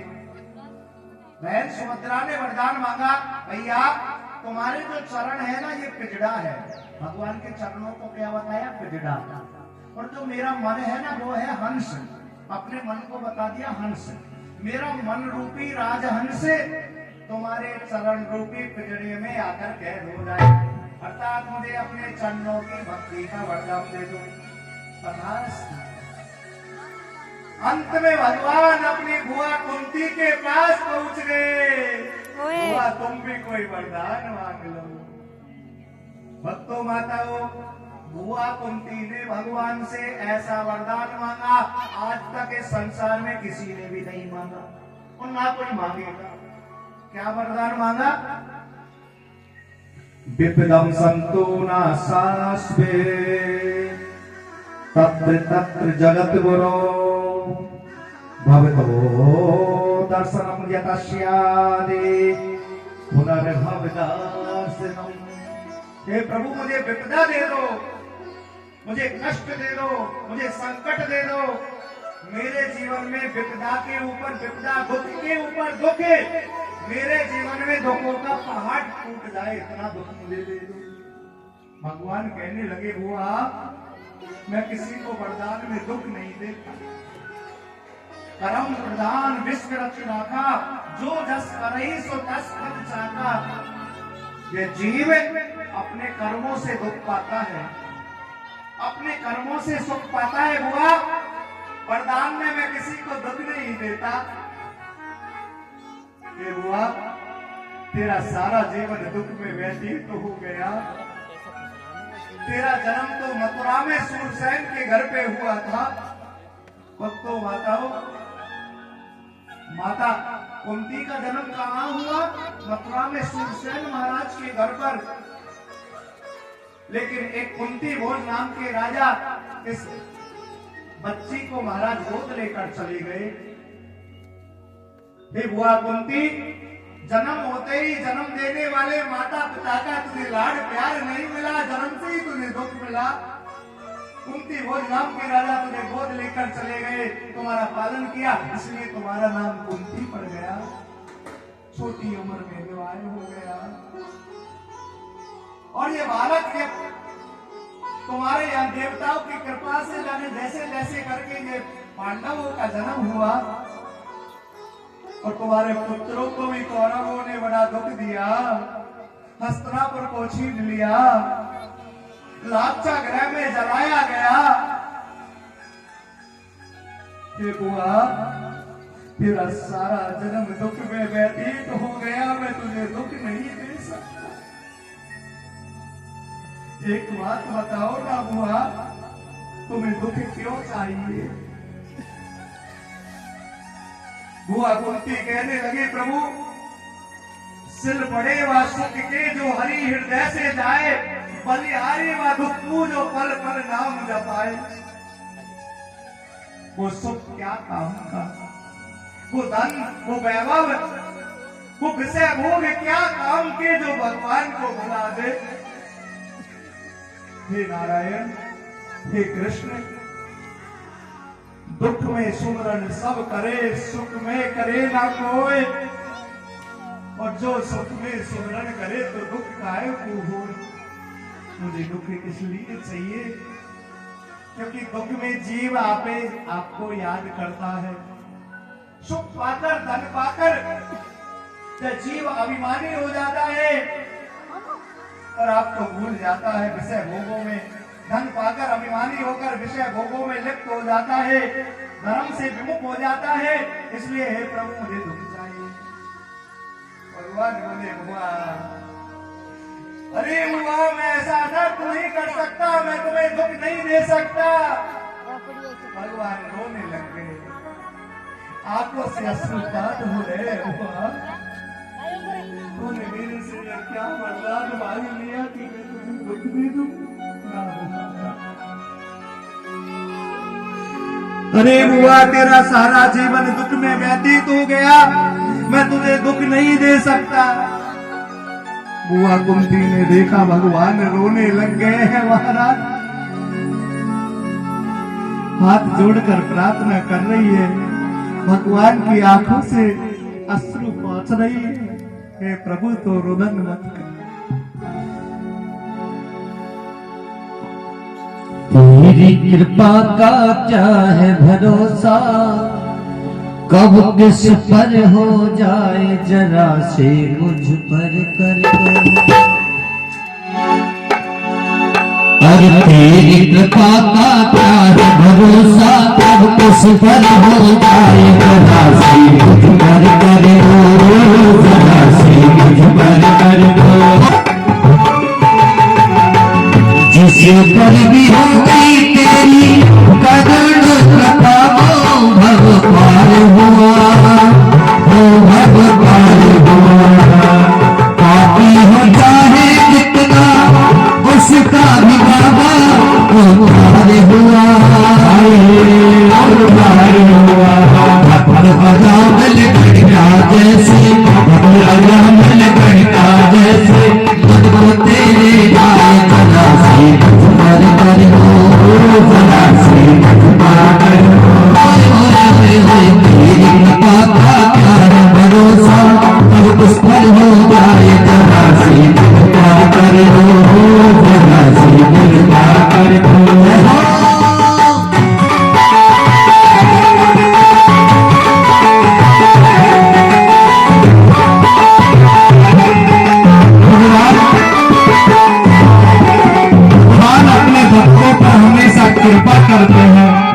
करुणा की मूर्ति है। आप सब भी भगवान से प्रार्थना करें, हे प्रभु हमारे ऊपर भी आप कृपा कर दो। चरणों की सेवा में कल कृष्ण कन्हैया तुम कल्याण करो, कल्याण करो। सुना है ये तूने आंगन में आकर विश्राम करो, विश्राम करो। सुने दिल के दर्द को समझो, सुने दिल के दर्द को समझो, प्राण निकल ना जाए, जरा सी कृपा करो, जरा सी कृपा करो। ओए ओए ओए तेरी कृपा का क्या है भरोसा, अब किस पर हो जाए, जरा सी कृपा कर दो, जरा सी कृपा कर दो। हो जिस पर भी हो गई तेरी करुण कृपा, वो भगवान हुआ, वो भगवान हुआ। पापी होता है मिटना, उसका भी बाबा उद्धार हुआ, हुआ। अजामिल गढ़का जैसे, अजामिल गढ़का जैसे, मन को तेरे भाई जरा सी मुझ कर दो, जरा सी मुझ कर दो। तेरी कृपा का है भरोसा, अब किस पर हो जाए, जरा सी हम कर दो, जरा सी हम कर दो। तेरी कृपा का है भरोसा, अब किस पर हो जाए, जरा सी हम कर दो, जरा सी हम कर दो। वृंदावन हरिलाल की जय, जय श्री राधे श्याम। सभी प्रेम से बोले जय श्री कृष्णा, राधे राधे। महाराज कहते हैं, हे सौनकादिक ऋषियों, बोलो। जब भगवान रुदन करने लगे, हुआ मैं तुम्हें दुख नहीं दे सकता। जीव अपने कर्मों से सुख पाता है और अपने कर्मों से ही दुख पाता है। हुआ मैं वरदान में किसी को दुख नहीं देता। बुआ ने देखा भगवान रो रहे हैं, तो कहा प्रभु आप रुदन मत करो, आप मुझे दुख नहीं दे सको तो कोई बात नहीं, मुझे दूसरा वरदान दे दो। दूसरा वरदान क्या मांगा?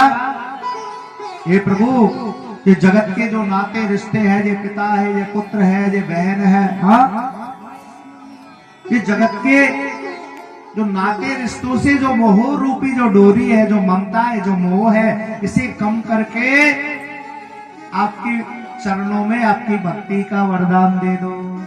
भगवान बोले तथास्तु, भगवान से प्रेम हो जाए मुझे ऐसा वरदान दे दो। भगवान बोले तथास्तु। भक्तों, भगवान द्वारकाधीश ने पांचों पांडवों को वरदान दिया। माता उत्तरा के गर्भ की, राजा परीक्षित की रक्षा की महाराज, और इधर भीष्म पितामह बाणों की सैया पर पड़े हुए हैं महाराज। शरीर में हजारों बाण लगे हुए हैं, एक एक बूंद करके सारा रक्त निकल गया। 54 दिन बाणों की सैया पर पड़े पड़े हो गए हैं। प्रतीक्षा में है मेरे गोविंद, मेरे नारायण, मेरे कृष्ण मुझे दर्शन दे दे तो मेरा जीवन सफल हो जाए। अभी रुको, चलेंगे। मरते समय यदि मुझे परमात्मा के दर्शन हो जाए तो मेरा जीवन सफल हो जाए। भगवान द्वारकाधीश पांचों पांडव और द्रौपदी को साथ में लेकर भीष्म पितामह के पास पहुंचे, और भीष्म पितामह ने जैसे भगवान को आते देखा तो प्रेम के कारण आंखों से अश्रुओं की झड़ी निकल पड़ी। आज तो मेरा जीवन सफल हो गया, आज मेरे गोविंद मुझे दर्शन देने आ गए, आज तो मेरा जीवन ही धन्य हो गया। पितामह ने जाकर कहा, पितामह से भगवान ने जाकर कहा, हे पितामह ये पांडव है, ये द्रौपदी है, ये तुम्हें नमस्कार करते हैं, प्रणाम करते हैं। आज पांडवों को अपना खोया हुआ राज हस्तिनापुर वापस प्राप्त हो गया है। हे पितामह इन्हें कुछ ज्ञान का उपदेश दो ना।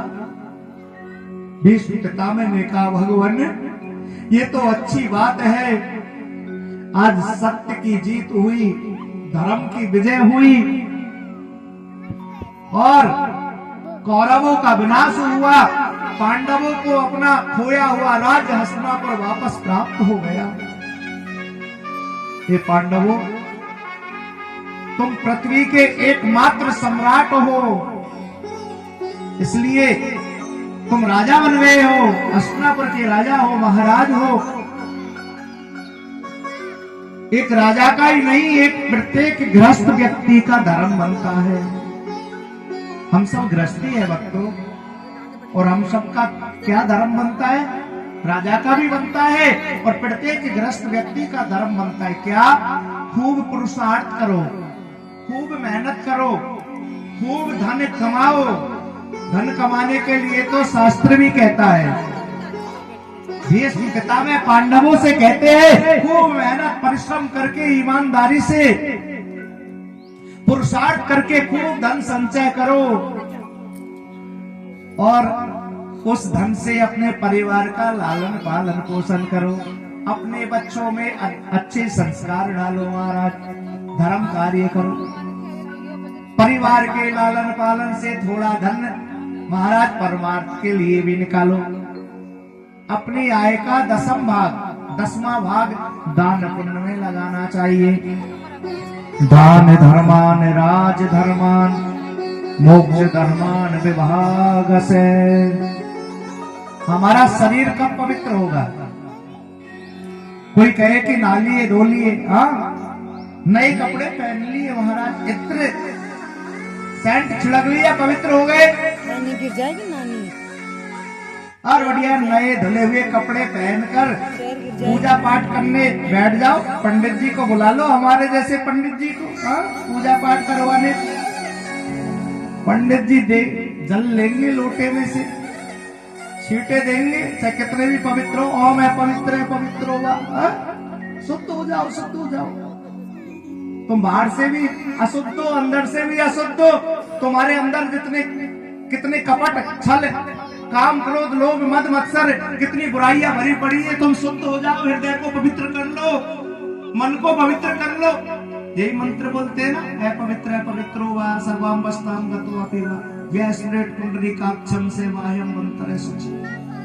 नहाने धोने से, सुंदर कपड़े पहनने से ये शरीर पवित्र नहीं होता। तन पवित्र सेवा किए, शरीर पवित्र कब होगा? सेवा करने से। देखिए भक्तों माताओं, भगवान ने हमारे ऊपर कितने उपकार किए हैं, कितने एहसान किए हैं। बड़े भाई के मानुष तन पावा, सुर दुर्लभ सब ग्रंथ ही गावा।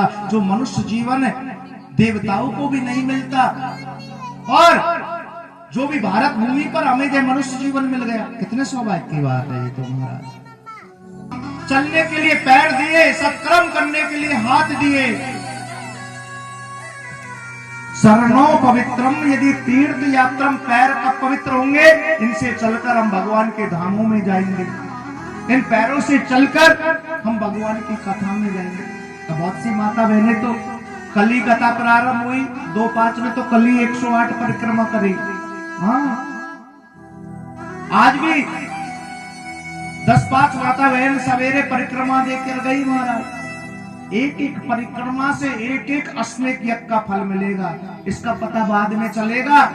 ये कमाई हमारे साथ जाएगी, संसार की कमाई साथ नहीं जाएगी। पता नहीं ऐसा स्वाभाविक बाद में मिले ना मिले। आप सब आओ, कथा में आओ, परिक्रमा करो।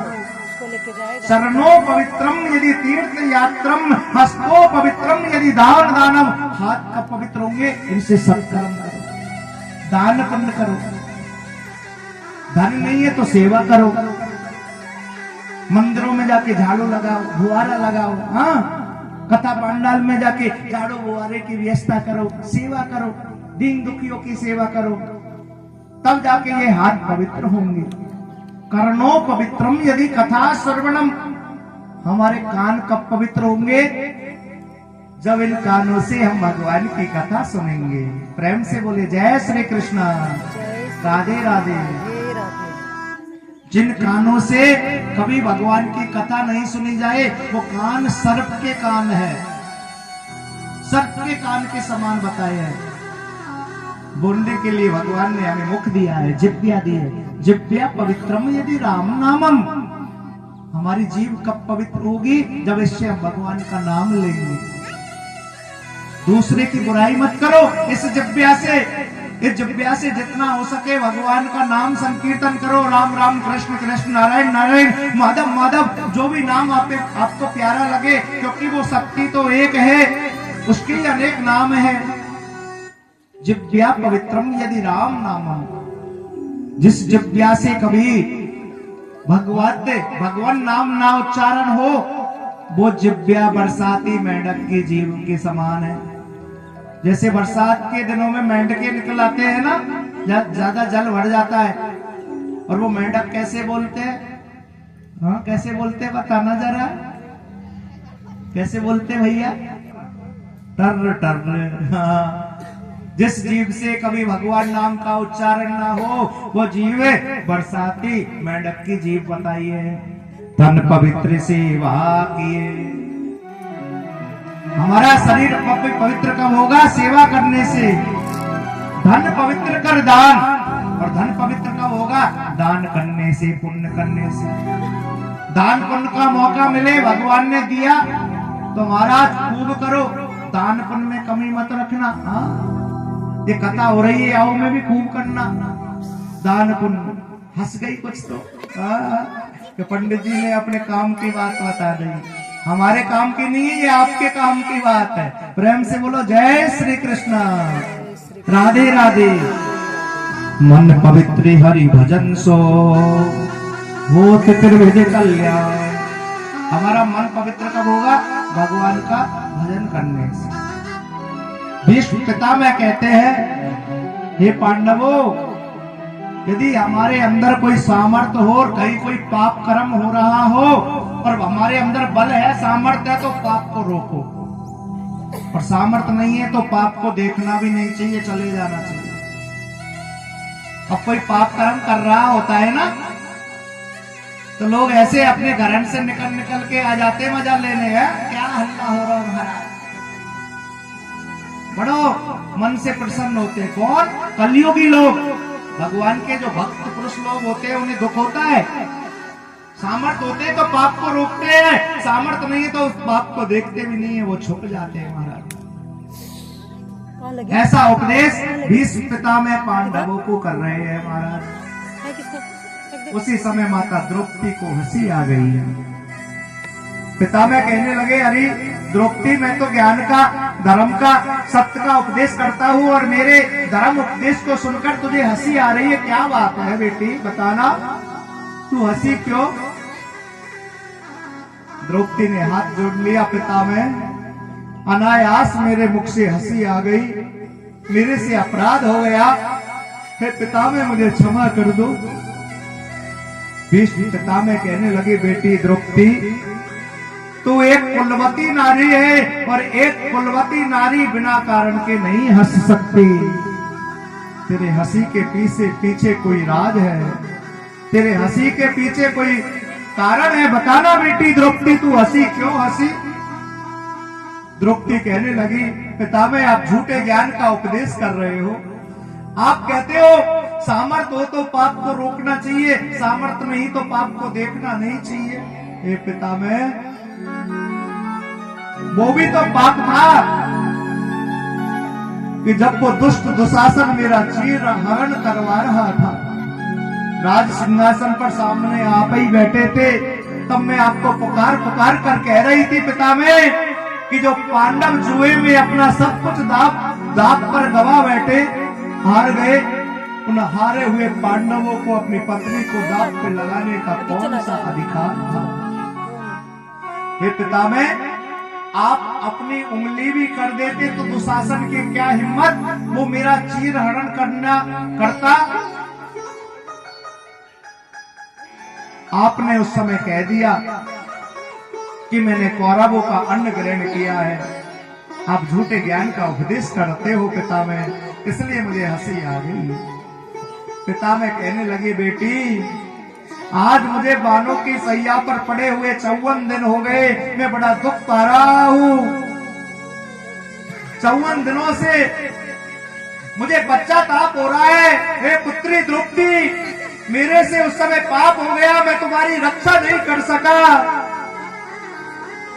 बेटी द्रौपदी, मुझे इच्छा मृत्यु का वरदान है, मैं जब चाहता तब प्राण त्याग देता, 54 दिन से दुख नहीं पाता, लेकिन मुझे इंतजार था कि तुम कब मेरे पास आओ और कब मैं तुमसे क्षमा मांगू। ये पुत्री द्रौपदी, उस पाप के लिए मुझे क्षमा कर दो ना। द्रौपदी कहने लगी, पितामह आप रुदन मत करो, मैंने तो आपको कब का ही क्षमा कर दिया। सूत जी महाराज कहते हैं, शौनकादिक ऋषियों, भगवान द्वारकाधीश को देखते देखते भीष्म पितामह ने अपने प्राणों का त्याग किया है। पांडव और भगवान द्वारकाधीश ने भीष्म पितामह का दाह संस्कार, दैहिक संस्कार किया है। इधर भगवान द्वारकाधीश ने अपने इस पंच भौतिक शरीर का त्याग किया है। महाराज, पांडवों ने हिमालय की तलहटियों में जाकर अपने पुत्र परीक्षित को हस्तिनापुर का राजा बनाया है और हिमालय की तलहटियों में जाकर प्रहरण किया है। अब हस्तिनापुर के राजा बने हैं राजा परीक्षित, धर्म पे चलने वाले सदाचारी धर्मावलंबी राजा परीक्षित हस्तिनापुर के राजा बन गए हैं। महाराज, सूत जी कहते हैं, महात्माओं, राजा परीक्षित घोड़े पर बैठकर हाथ में धनुष्मान लेकर दिग्विजय करने के लिए वन से जा रहे हैं, तो क्या देखते हैं, एक गाय जोर जोर से रुदन कर रही है, रो रही है, विलाप कर रही है, करुण पुकार वो गाय कर रही है, गौ माता रुदन कर रही है। और वो गाय रुदन क्यों कर रही है? एक काला सा मोटा सा व्यक्ति, जिसके तामे जैसे लाल लाल बाल, तामे जैसी लाल लाल आंखें, और उस काले व्यक्ति के हाथ में तलवार। उस काले व्यक्ति ने एक बैल के 3 पैरों को काट दिया।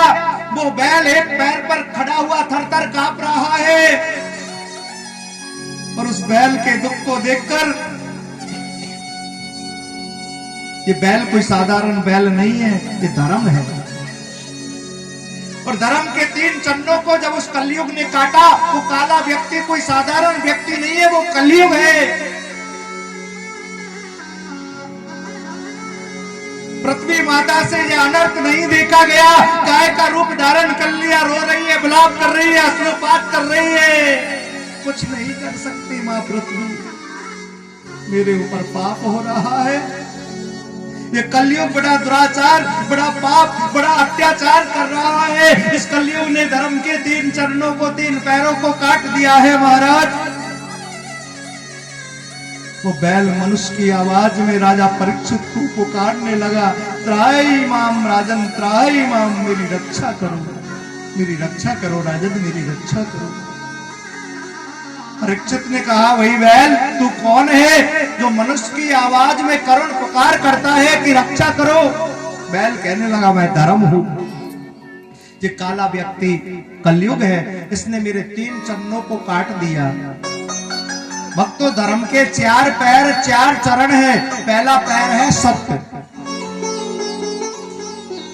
सत्य नहीं रहा। जो भगवान के बिरले भक्त है, वो ही सत्य का सहारा लेते हैं। आज प्रत्येक व्यक्ति झूठ का सहारा ले रहा है, चाहे वो कोई भी क्यों ना हो। हर आदमी झूठ का सहारा ले रहा है, कोई भी क्यों ना हो। इस कलयुग में हर आदमी झूठ बोल रहा है, चाहे कोई साधारण व्यक्ति हो, चाहे कोई संत हो, चाहे कोई हमारे जैसा कथावाचक हो, हर आदमी कुछ न कुछ झूठ बोल रहा है। महाराज,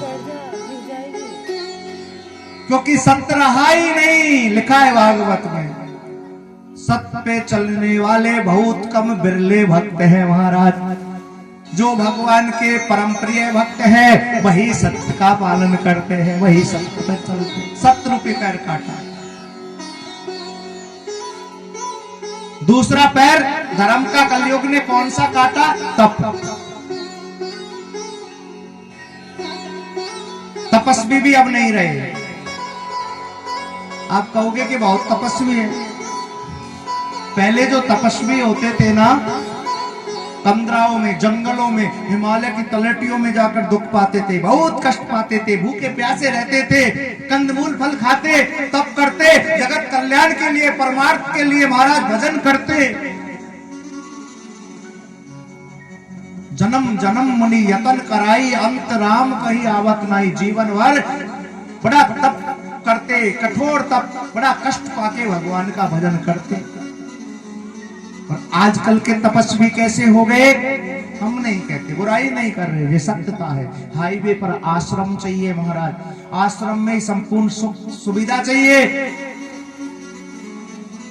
टीवी चाहिए, कूलर चाहिए, फ्रिज चाहिए, बढ़िया कपड़े धोने की वॉशिंग मशीन चाहिए। जाके देखना आप संतों के आश्रम में, या महाराज के 1 लाख चेला, या महाराज के 2 लाख चेले, या महाराज के 10 लाख चेले, ये बड़ो संत, ये बड़ो गुरु। गुरु के लक्षण भी आएंगे आगे, सप्तम दिवस हम आपको बताएंगे एक संत के क्या लक्षण है, ये भागवत में आएंगे। तपस्वी रहे नहीं, पढ़ पंडित पैदल चले, यह कलयुग का प्रभाव है महाराज। पढ़ पंडित पैदल चले, वैश्या चले विमान, और धनी मक्कन ने गलियन बिचे, मदरा बिचे दुकान। जो पढ़े लिखे विद्वान है ना, जो ज्ञानी है, आज भी है, उन्हीं से चल रहा है महाराज ये धर्म। सत्य चलने वाले आज भी भगवान के भक्त हैं, लेकिन जो सत्य बोलते हैं लोग उन पर विश्वास कम करते हैं। जो विमानों में चल रहे, जिन्होंने लाखों करोड़ों की, हाँ, अरबों की संपत्ति बना ली है महाराज, जो पाखंड कर रहे, पंडित वही जो गाल बजावा। हम नहीं कहते, तुलसीदास बाबा ने रामायण में, रामचरितमानस में लिख दिया है पहले ही, पंडित वही जो गाल बजावा। इस कलयुग में जो जितना गाल बजाएगा, गाल ये नहीं, गाल का मतलब है झूठ बोलेगा, गाल का मतलब है इस कलयुग में जो जितने झूठे टोने टूट के बताएगा, लोगों को बहकाएगा, वो उतना ही बड़ा पंडित कहलाएगा। पंडित वही जो गाल बजावा, चौपाई लिखी हुई है, रामायण पढ़ के देख लो। और जो विद्वान है उनको कोई नहीं पूछता, उनके पंचांग कुर्ता की जेब में ही फट जाते महाराज, कोई नहीं पूछ उनकी। जो ढोंगी है, कपटी है, दूसरे को बहकाते हैं, लोगों की उनके पास भीड़ लगती है महाराज। हाँ, ये समय का, ये कलयुग का प्रभाव है। छाछ आज पैकेट में बिक रही है, मठा छाछ, और शराब धप्पे के साथ लाइसेंस के द्वारा दुकान पर बिकती है, जो तन का नाश करती है, मन का नाश करती है, धन का नाश करती है, अंत में नरक का रास्ता दिखाती है महाराज। तो तपस्वी रहे नहीं। और धर्म का तीसरा पैर बताया है सदाचार, सदाचारी लोग रहे नहीं है महाराज। सोच, सदाचार, शुद्धता, पवित्रता, पवित्रता रही नहीं है महाराज। हम तो बहुत पवित्र है, रोज नहाते धोते हैं। हाँ, अरे मन में तो कपट भरा पड़ा है, पवित्र काहे के भैया। भागवत कहती है पवित्रता रही नहीं है। भोजन में भी पवित्रता नहीं है। बहुत से कलयुगी लोग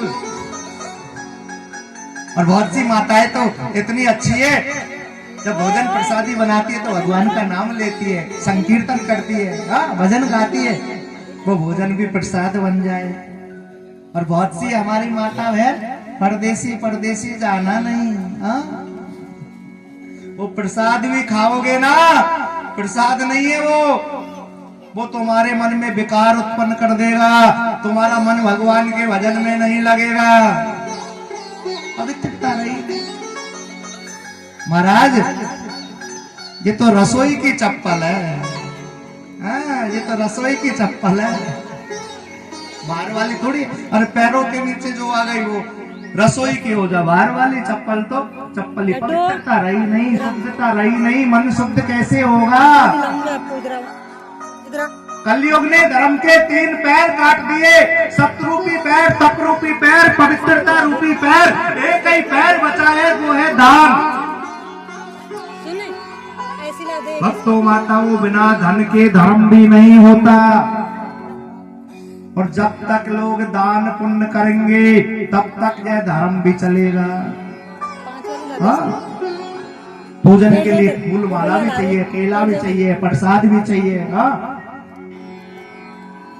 जैसे हम कथा करते हैं तो टेंट का भी खर्चा आ जाए, साउंड का भी आ जाए, कलाकार भी बुलाने पड़े, पंडित भी बुलाने पड़े, सबको धन की जरूरत पड़े, सब गृहस्थी है।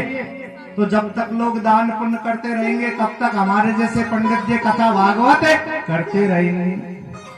और दान पुण्य देना बंद कर दिया तो कथा भागवत भी पंडित जी बंद कर देते। हाँ? बिना धन के कछु नहीं। आंटी अंकल याद रहा और चाचा ताऊ भूल गए, साली का जन्मदिन याद रहा और माँ की दवाई भूल गए। कैसी कलयुग की महिमा बताइए। कुत्ते को घुमाना याद रहा और गाय की रोटी भूल गए। टीवी सीरियल याद रहा, भगवान की पूजा भूल गए। अरे बच के रहियो भैया और याते बच के रहियो भैया, और कलयुग छाए रहो भरमार, याते बच के रहियो भैया। वो कलयुग छाए रहो भरमार, याते बच के रहियो भैया। कलयुग छाए रहो भरमार, याते बच के रहियो भैया। याते बच के रहियो भैया, याते बच के रहियो भैया, याते बच के रहियो भैया, याते बच के रहियो भैया। कलयुग छाए रहो भरमार, याते बच के रहियो भैया। कलयुग छाए रहो भरमार, याते बच के रहियो। कलयुग की अजब कहानी, जो झूठ कहे वो बुरी ज्ञानी। कलयुग की अजब कहानी, जो झूठ कहे वो ही ज्ञानी। अरे कलयुग की अजब कहानी, और जो झूठ कहे वो बुरी ज्ञानी। कलयुग की अजब कहानी, अरे अरे ज्ञानी ने बच के रहियो भैया। कलयुग छाए रहो भरमार, याते बच के रहियो भैया।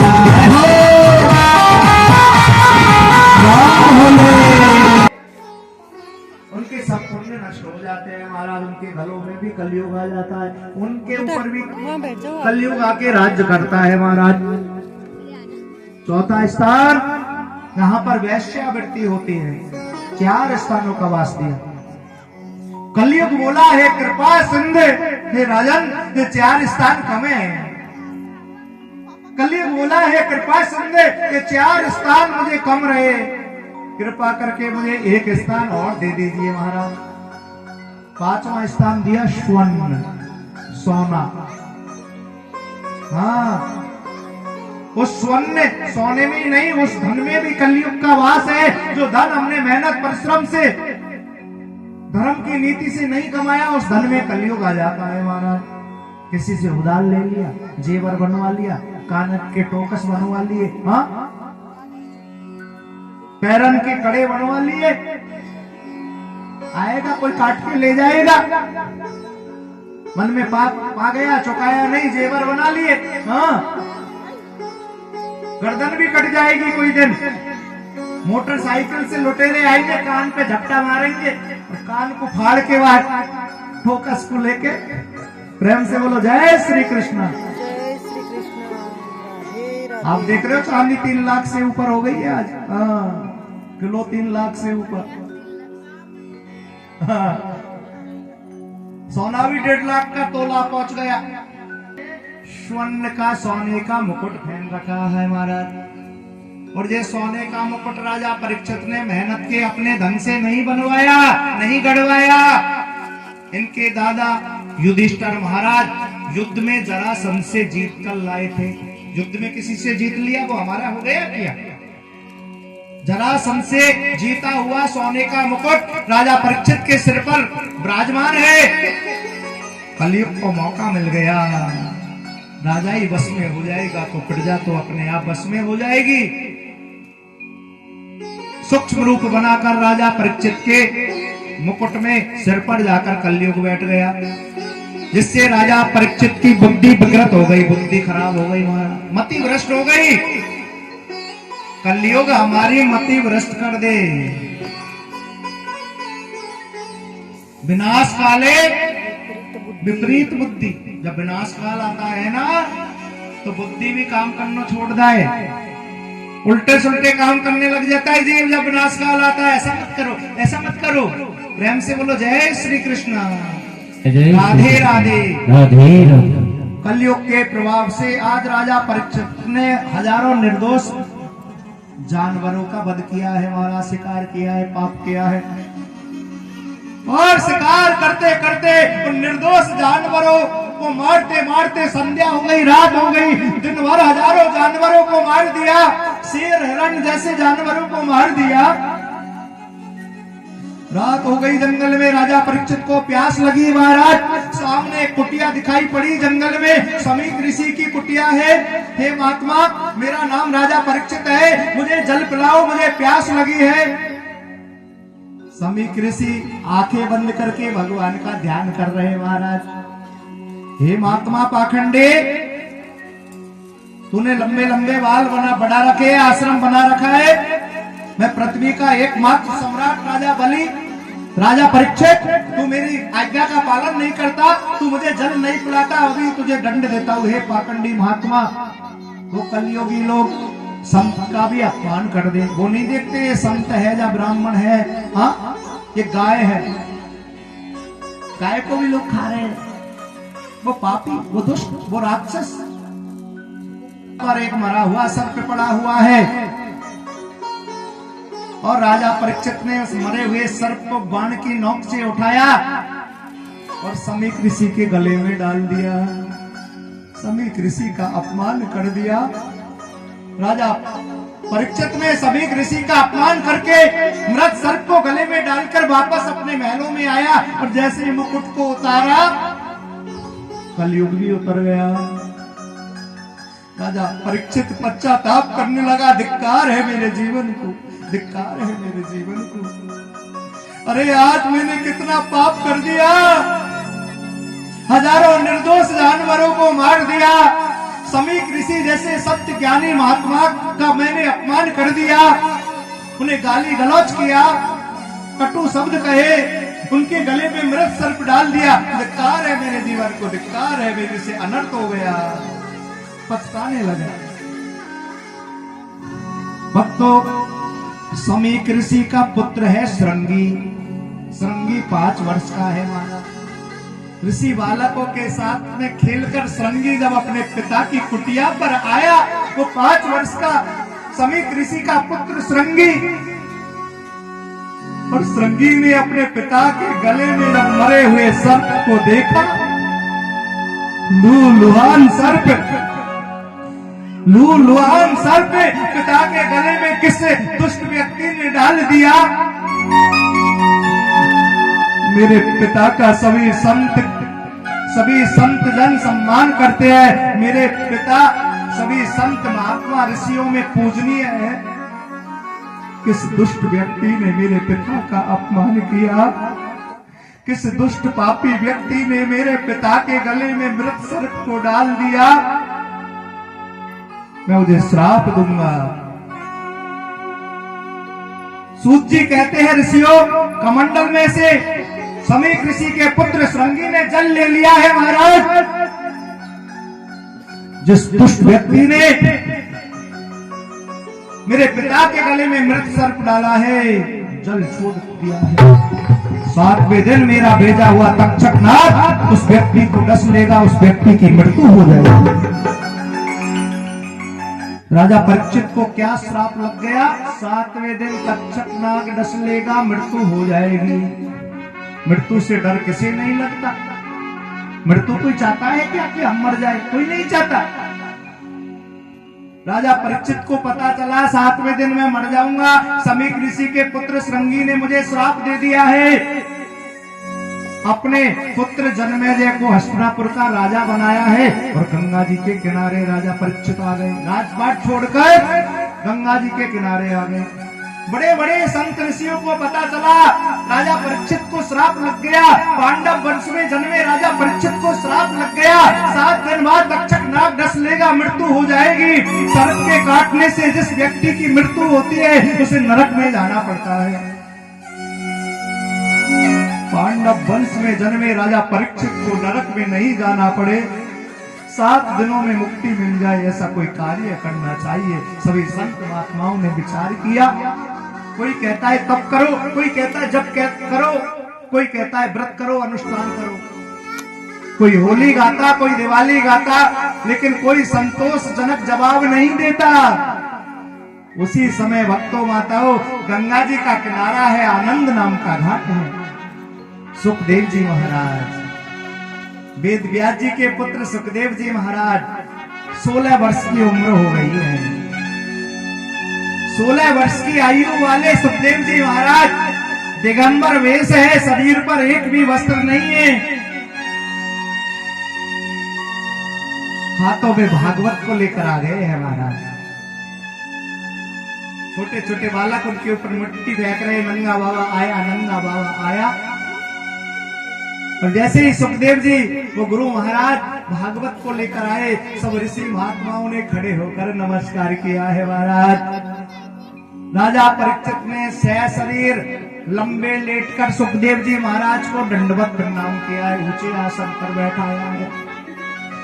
सब महात्माओं ने प्रार्थना की है, सुखदेव जी महाराज पांडव वंश में जन्मे राजा परीक्षित को नरक में नहीं जाना पड़े, 7 दिनों में मुक्ति मिल जाए, कोई ऐसा यत्न प्रयत्न करो ना गुरुदेव। सुखदेव जी महाराज बोले चिंता मत करो, चिंता मत करो, मैं राजा परीक्षित की मृत्यु को सुधार दूंगा, उसे नरक में नहीं जाना पड़ेगा। भक्तों सुखदेव जी महाराज के अंदर सामर्थ्य है, तप है। यदि राजा परीक्षित चाहते तो यह प्रश्न कर देते कि महाराज 7 दिन बाद मेरी मृत्यु हो जाएगी, मुझे तक्षक नाग डस लेगा, मेरी मृत्यु टल जाए। और सुखदेव जी महाराज के अंदर इतनी सामर्थ्य थी, वरदान देकर राजा परीक्षित की मृत्यु को टाल सकते थे।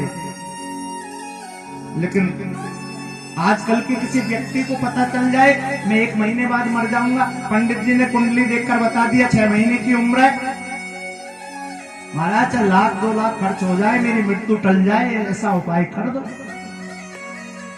लेकिन राजा परीक्षित ने ऐसा प्रश्न नहीं किया कि मेरी मृत्यु टल जाए।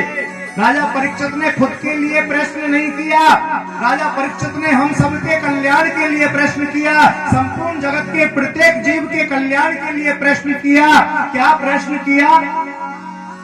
हे गुरुदेव, जो व्यक्ति जल्दी मरने वाला हो उसे क्या करना चाहिए? हम सब जल्दी मरने वाले हैं, वक्त को पता नहीं कब हमारे प्राण निकल जाए, किसी को पता नहीं। अभी अभी देखो आपके पास में हमने कथा की 27 तारीख से 3 तारीख तक संडे बाजार लगता है ना इधर, सूर्य मुखी वीर हनुमान मंदिर। 7 दिन बाद हष्ट पुष्ट खूब सेवा करते, कोई बीमारी नहीं, कछु नहीं। आते रिश्तेदारों को फोन कर रहे थे 9:30 बजे कि ब्याई जी बहुत अच्छे कथा कर गए और जबरदस्ती मुझे भी दान दे गए, उनके कुछ नहीं बचा फिर भी दे। और महाराज 9:30 बजे तो फोन पे यही बात हो रही थी, उनके प्राण निकलने से पहले थोड़ा सा दर्द हुआ, थोड़ी सी घबराहट हुई, ऊपर से उतर के नीचे गाड़ी में बैठे, तब तक तो हिचकी ली, प्राण पखेरु उड़ गए महाराज। तो किसी का कोई पता नहीं। प्रेम से बोले जय श्री कृष्णा, राधे राधे। हम सबकी मृत्यु नजदीक है, पता नहीं कब हमारे प्राण निकल जाए। जो व्यक्ति जल्दी मरने वाला हो, जो व्यक्ति मृत्यु के नजदीक हो, हे गुरुदेव उस व्यक्ति को क्या करना चाहिए?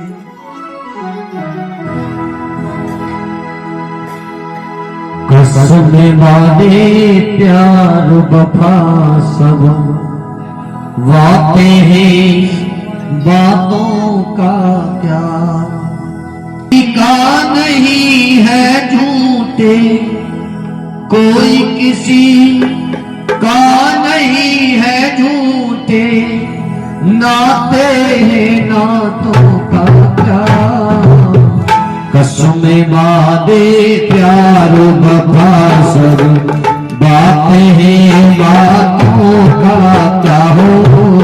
कसम वादे प्यार वफा सब बातें हैं बातों का क्या। कोई किसी का नहीं है झूठे, कोई किसी का नहीं है झूठे, नाते हैं नातों का क्या। कसम होगा मसीहा सामने तेरे, फिर भी न तू बच पाएगा। होगा मसीहा सामने तेरे, फिर भी न तू बच पाएगा। होगा मसीहा,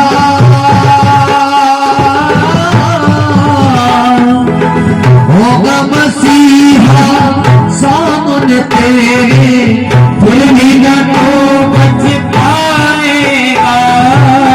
तेरा अपना खून ही आखिर तुझको आग लगाएगा। मेरा अपना खून ही आखिर तुझको आग लगाएगा। और प्यारे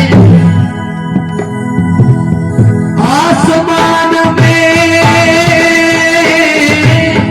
आसमान में उड़ने वाले मिट्टी में मिल जाएगा। कसम वादे प्यार वफा सब बातें हैं बातों का क्या हो। कसम वादे प्यार वफा सब बातें हैं बातों का क्या।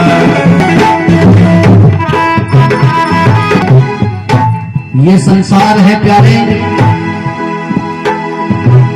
सुख में तेरे साथ चलेंगे, दुख में सब मुंह मोड़ेंगे। सुख में तेरे साथ चलेंगे, दुख में सब मुंह मोड़ेंगे। सुख में तेरे साथ चलेंगे, दुख में सब मुंह मोड़ेंगे। सुख में तेरे साथ चलेंगे, सुख में सब